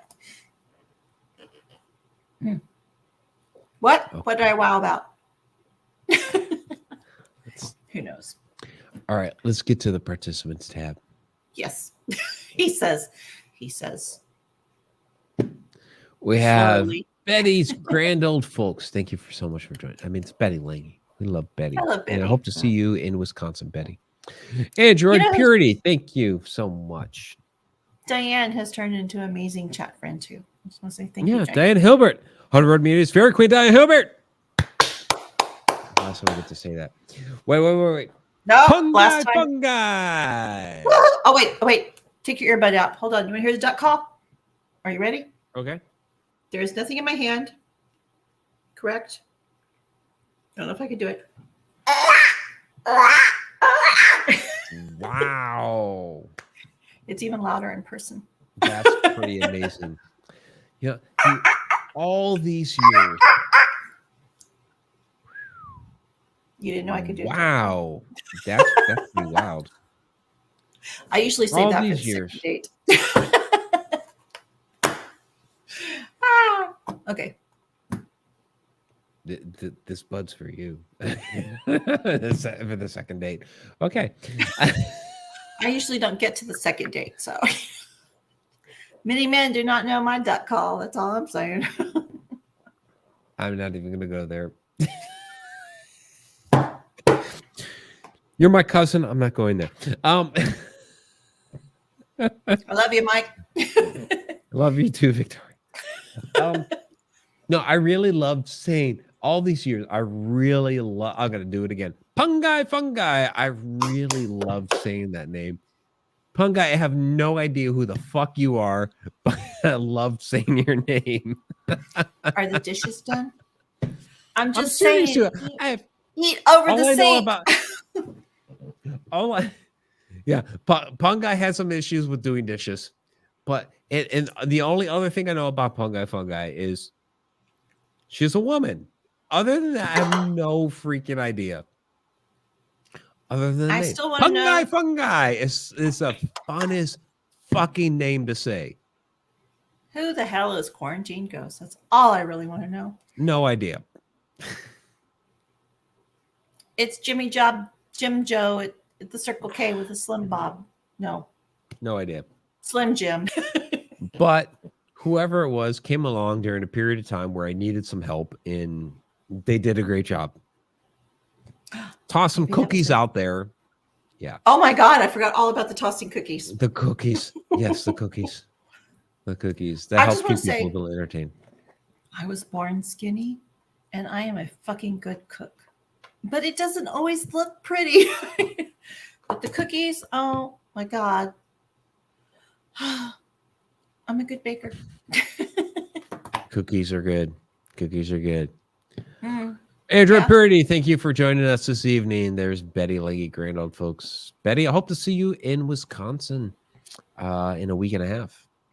Or one of those Which I in-states. have met Betty Lange before at Mineral Springs Hotel. You know, I really want to go there. I was really hoping you would say, Victoria, let's meet at Mineral Springs. I'm like, Mike, I'll go. I'll fill up the car because I get 400 miles to a gallon. Or no, 400 miles to a tank. I have a hybrid. Victoria, I was really, and I get it because the job situation. I was really hoping to meet you in Ireland, but I get it. It's not over yet. We'll meet. No, I'll be at we'll the meet state one of these line days with for some sure. Loki. One day All right. I will walk up and you're like, oh my fucking God. Yep, You are much Mhm. younger than I thought you were. you are. Fran And what- Molino. what do you- Fran has been with us forever. So thank you so much, Fran. I love Fran. Jeanette Which Kim. part, though? Yeah. Hi, Jeanette. Jeanette Kim. Jeanette, thank you for so much for being a Connected Universe Portal member. There's Jennifer Bloomer. Jennifer Bloomer. God, I've had a little of the wine. She and Robert Hanna. Thank you so much. Okay. Absolutely. Robert, we've talked. When are you going to propose? Come on. She's a good girl. That's all I'm saying. I know. Fucking seriously, dude. Come on now. It's been what, You 2 guys or 3 have been years? together forever. Something. Yeah. I love Jennifer. She's awesome. I love the Yeah, hats. they're so good together. Jeanette Mhm. Kim. Thank you They really very are. much, Jeanette. Love you. Judy Wilson, thank you very much. Judy has always posted some amazing questions. Judy, thank you so much. You know who has the most amazing questions? Sarah Yusuf. Sarah fucking Yusuf. She makes my brain That's hurt. Sarah She's Yusuf. so smart. Sarah fucking Yusuf. Yeah. That is her new name. We'll chat and she'll ask me questions and I'm like, oh my God, I don't know. I know She's she posts freaking some smart. amazing questions, very thought-provoking questions. And I mean, there's a lot of people out there that have some great questions. Sarah will like throw down like 5-6 questions at a time. Like, hey, what about this? What about that? What about that? And it's like, holy shit, that's a great question. Yeah. Sarah needs a show. Sarah needs a show. Sarah needs a show. There's Lynn Bowling. Lynn, great to see you. Lynn's in the house. Sarah fucking needs it. Yeah. I love Lynn. There's Kathy Salento. Hey, Kathy Salento. Great to see you. Hate to see you both go this too, and all you've brought to us listeners. Now I have no words except I wish you both the best. Life has to offer. User bit. Kathy's been with us a long time too. Kathy, all I can say is season 3 of Skinwalker Ranch. I'll be watching. We can chat through it. We had James Keenan in the house earlier. Oh, James is amazing. I love James. He's awesome. I know in my heart I will meet James sooner or later. Oh, I love James. Sooner. He and his wife Lisa, they are the freaking sweetest couple. It's like, you want to talk about like the perfect little couple. Oh my God, they're like disgustingly sweet. I felt like the first time we interviewed James, I gotta say I didn't connect. But the next time, I felt like Robert Leakey. I was like going down through the layers. And now James is amazing. He is so freaking funny, and he has an amazing YouTube channel. I love. He's such a good dude, such a nice guy, and just getting to meet him, his family, their son Esteban. It's just like this is like the sweetest little family. Oh God, I love them so much, and they put me on to when I was down there in Las Cruces. They put me on to so many great, just little amazing places. You have to know somebody. Yeah, you have to know somebody to know somebody. Oh my God. Yeah, I love them. And James, they were looking at coming to the Ireland trip. It didn't quite fit with their schedule. But James and his research, maybe. That'd be fun. James's research with electromagnetism, the work that he's done there at Skinwalker, and that I would love for him to do, like if he would come to Ireland. We've talked at times about the Conjuring House. Just James is so knowledgeable and learned in the way EMF works. I would love to have him at locations like that. So the fact that we couldn't hook up was like, but I know we'll get him there in the future.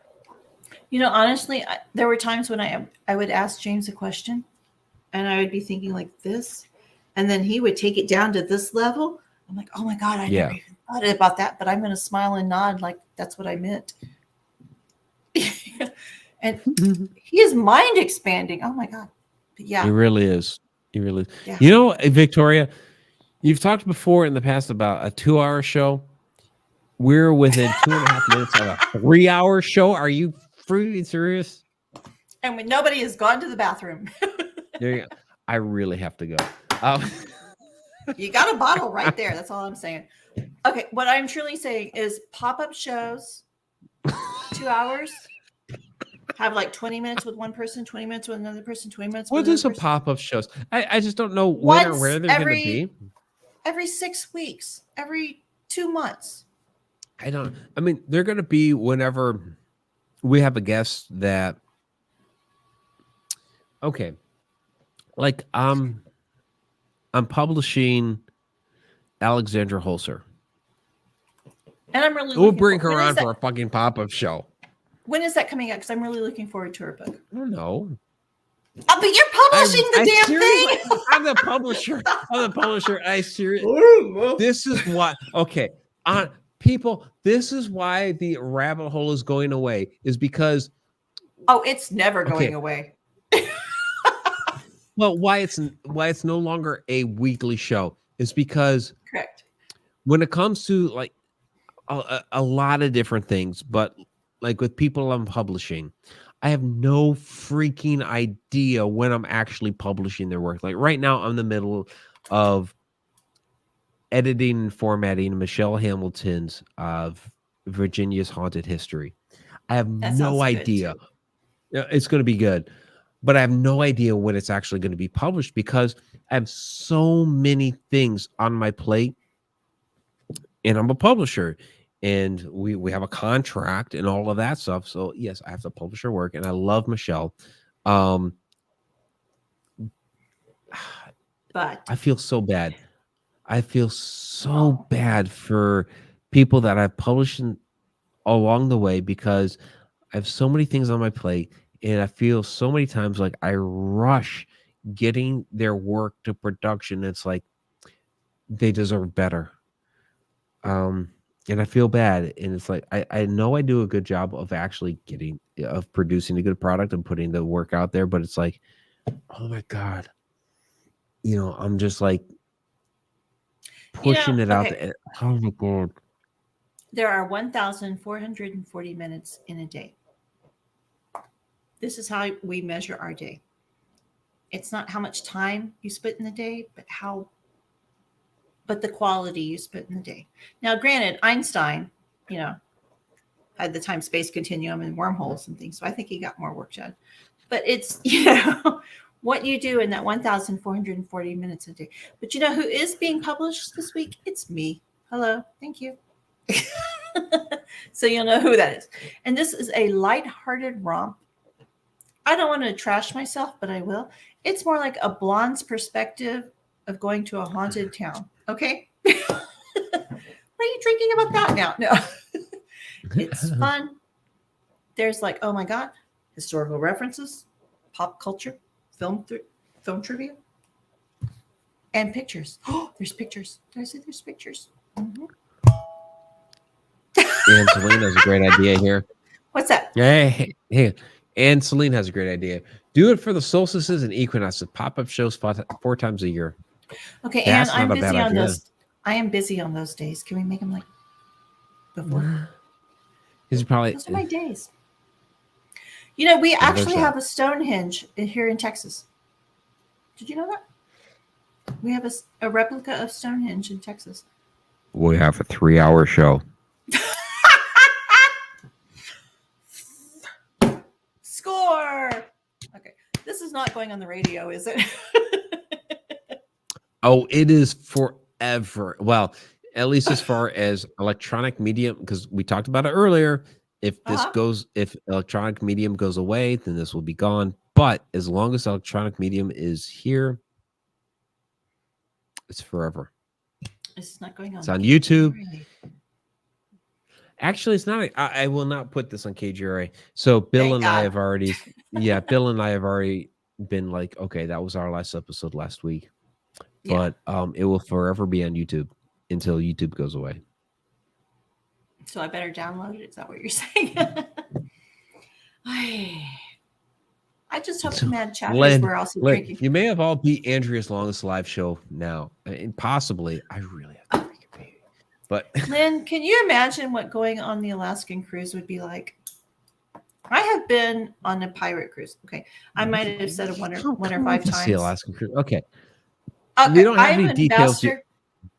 I'm an ambassador for the Texas Renaissance Festival. And I went on a 7-day cruise where I dressed as a pirate.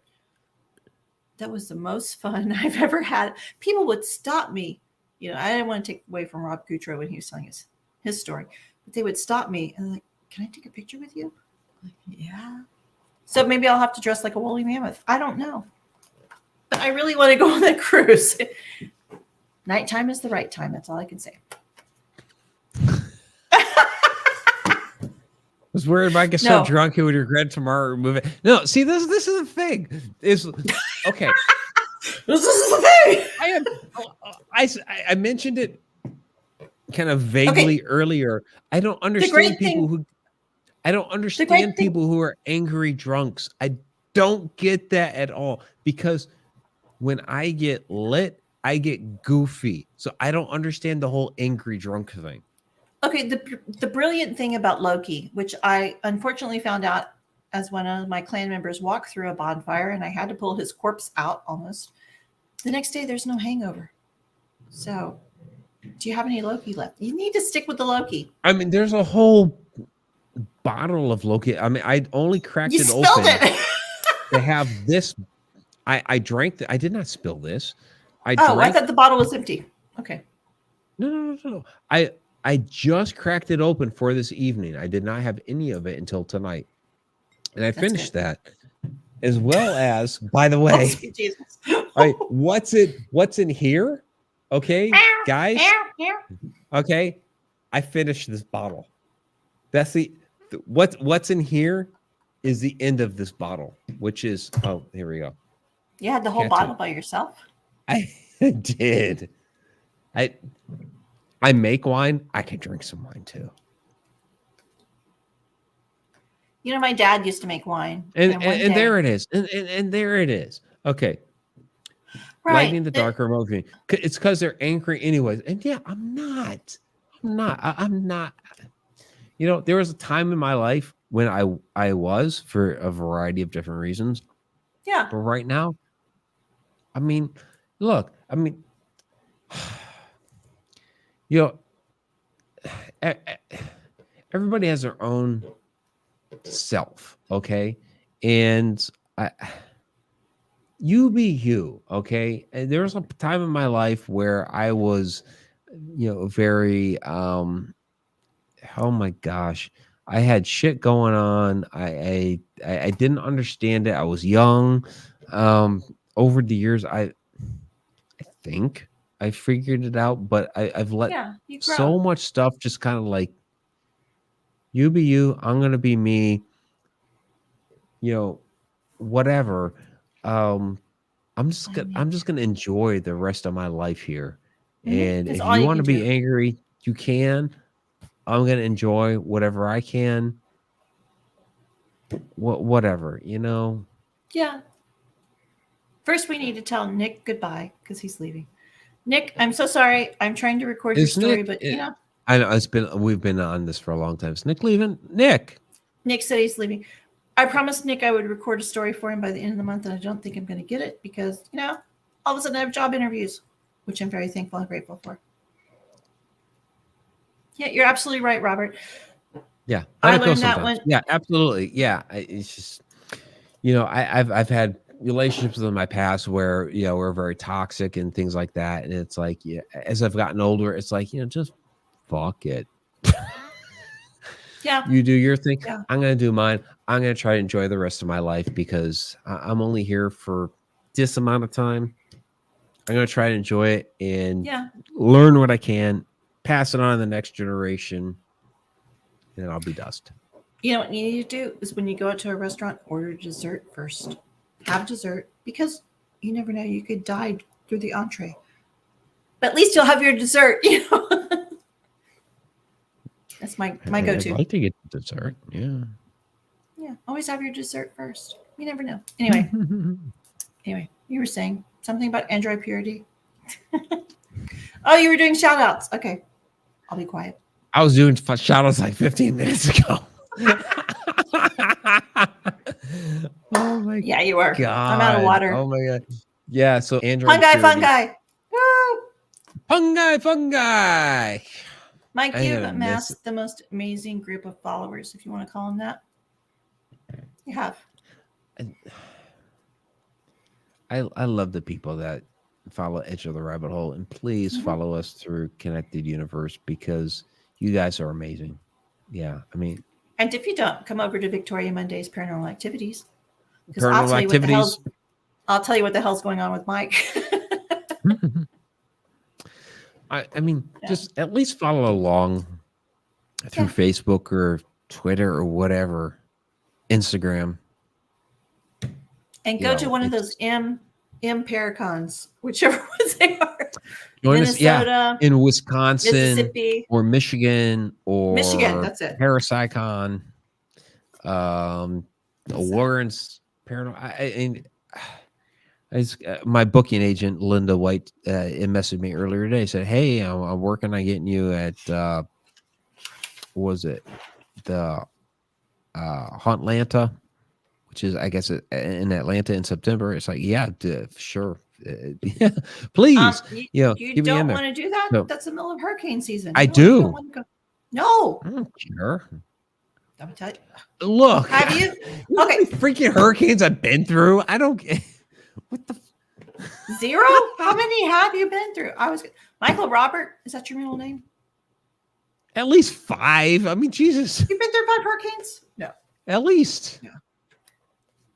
In Ohio? I mean, gee, I was down there. Okay, you guys remember Hurricane Andrew back in the early '90s? Okay. Yeah. I was at Biloxi, Mississippi, in training school, and yeah, we went through that shit. I was Hurricane Gloria, mid 1980s. How old are How you? old I am. I was in the hurricane of 1840. 1986. Damn it. Hurricane Gloria, Hurricane Andrew, I remember that one. Hurricane Hugo. Oh yeah. Yeah, I've been through a few. Katrina, So Allison, Carla, sort of. I don't think I was born yet, but been through some I've hurricanes. heard stories. Yeah. They're not So good. I only like my hurricanes frozen in a tall glass. Alicia was a bitch. Let me tell you. This is Kathy Salento. I'm waiting for you guys to say this is a joke. Happy early Fool's Day. No, it's real. Sorry. This may go on to April Fool's Day. I know. It's like which is only 3 Friday. hours, 10 minutes into it. What? Time is irrelative. Because April Fool's is you have a ball. Is Jill taking off? I see this. Good night, Jill. Oh, Where'd it go? night, Jill. Okay, I think it's just you. That's the wrong thing. I clicked on the wrong thing. There we go. It's closing time. Everyone's leaving us. Yeah, Harvey was. Sharon, you don't know how many cats we got during Hurricane Harvey. Oh my God. Oh my God. I heard one screaming, "Mom, Mom, Mom," through a squall, and I ran downstairs, opened the door, and there was a tuxedo cat. I'm like, what the fuck? Come on, cat. Let's just go. What's one more? I'm like an artist. God. Mike doesn't look older than 32. You know, I appreciate that. I sincerely do. I'm going to be 48. I would put you in your mid-30s. How did you get older than me? Right. Now, how did I get older than you? How did you? Because you're like 42, right? No, I am 12 years younger than you because we are both tigers. So whatever you are minus 12. Okay. Where's my I'm abacus? 48 in July. So I it made me appreciate 36. Yeah. No, you don't look that old. Yeah, It's the humidity down here. Emily Men's house, on some post that I put out there a couple of weeks ago, and she talked about, okay, you're looking younger than you are. You know, what's the secret? Blueberries. I am dead serious. Blueberries. There's something with the antioxidants. Mm-hmm. It's the antioxidants, and there's I can't remember it offhand. There's another element in there. It's the free radicals that they counteract. If you want a good book, read Andrew Wiles. I forget the name of the book now. But Andrew Weil has a really good book out. It was put out like in the 90s. It was all about free radicals and antioxidants and things you eat that break them up. Mm-hmm. Yeah, there's a specific term or God, I can't remember it offhand. But in any case, yeah, there's something with blueberries that really helps. Like with the hair. Like my best friend. Okay, Ron Stevens, who I mentioned at the very, very beginning of the show, does the music for the intro for the show. He's my best friend in the world. My best friend in high school.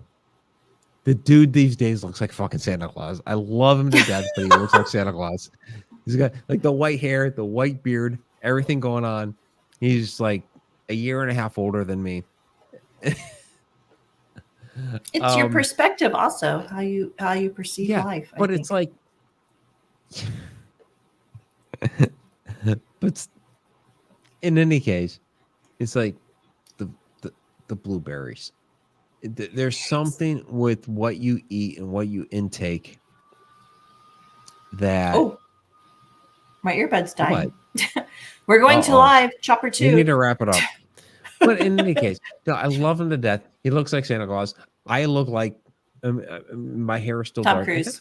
I got a couple little whites in there, a couple little silvers in there. You can't see them in this camera, but they're there. You know, I have a regimen of blueberries and berries and things that I do during the day that helps with that, because there's an element in there that helps with the coloring of the hair, and that's what I'm getting at. Mm-hmm. Do that, okay? Ingest the berries. Ingest. Okay, you're losing your that. We've been 3 hours, 14 minutes, and 48 seconds. We need. You know what? This has been the most amazing hour of the week.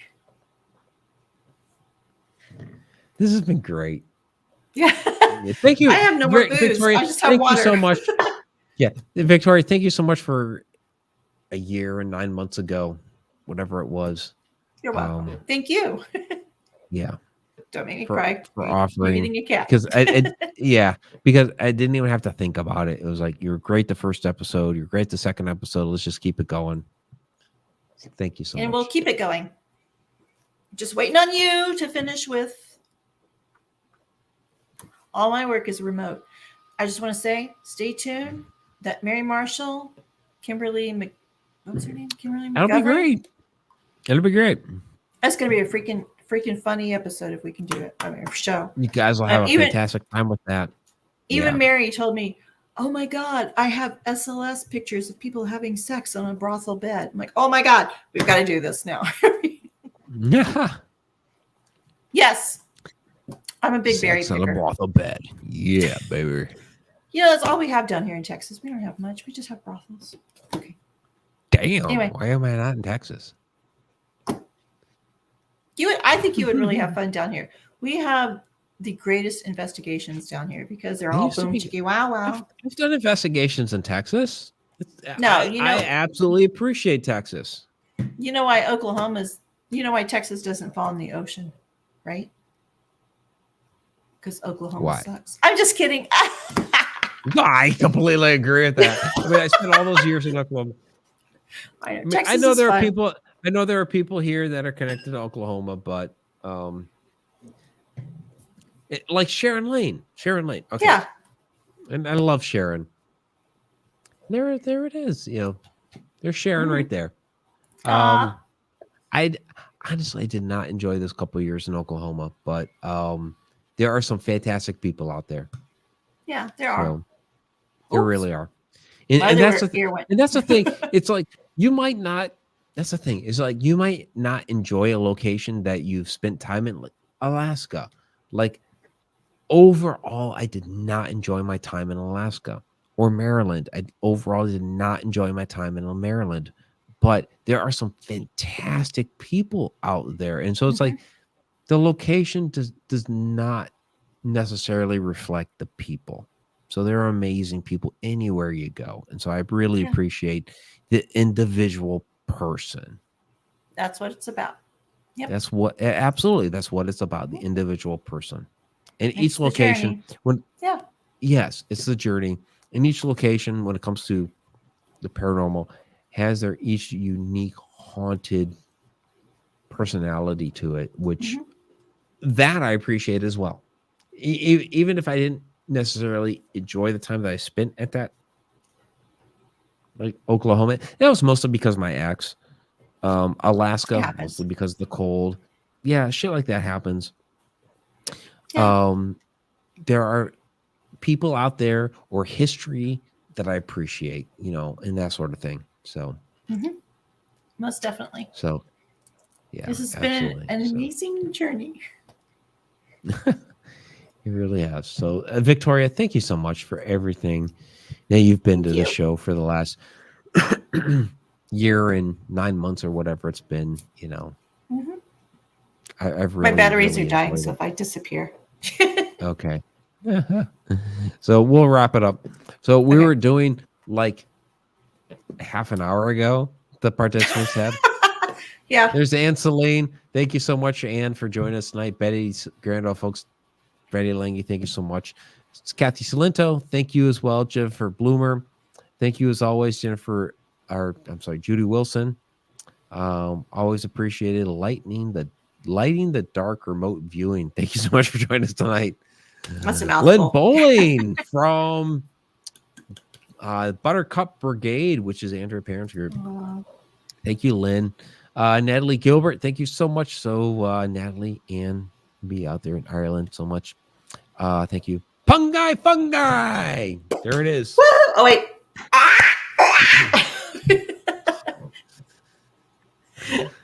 That doesn't really impress Robert me on Hannah. the first date.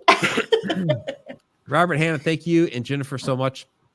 Sarah Youssef, thank you as always for all of your questions. Sharon Lane, thank you as always. Stacy Comiskey and TFT Terror for today. That's in the participants tab. Let's scroll up here a little bit, I guess, because it never gets it all. Jim Nantipsky, as always. Jill. There's Jennifer Who's our Bloomer. guest next week? Tomorrow night. Oh, yeah. I just No, lost Jill, the bud you were out of going. my- Oh, gee. Tomorrow This night. bud's for you. Yeah, tomorrow night. The Anti-Universe and Mirror Worlds at connecteduniverseportal.com. Please join us out there for that. What's the 30 thinking there? days free 30 days free trial. It's not even $10 a month, $9.99 a month. And you get the first month for free. It's so much content, so much stuff. You'll enjoy it. Come on, join us. So there's Judy Wilson, of course. Who else we have here? There's Sharon Lane. There's Alina, Robinson. our chat moderator, of course. There's Sarah Youssef, Mr. CO2. There's Betty, there's Robert, there's everybody. So thank you guys so much. Mark Dodge. I haven't seen you for a while. Mark Dodge, great to see you. Yeah. All right, everybody. So that is going to Adam Tillery, I know, was lurking for a while.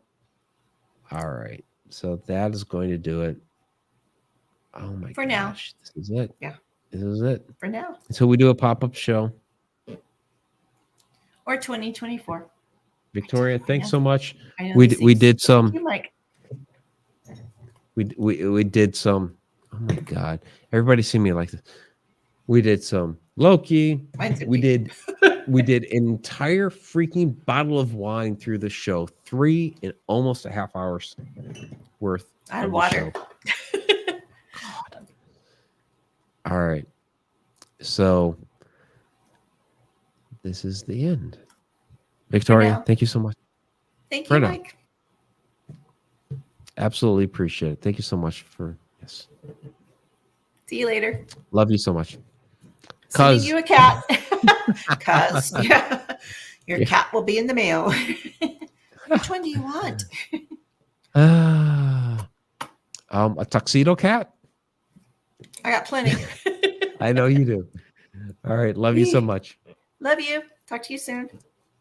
Until next time, if time really exists.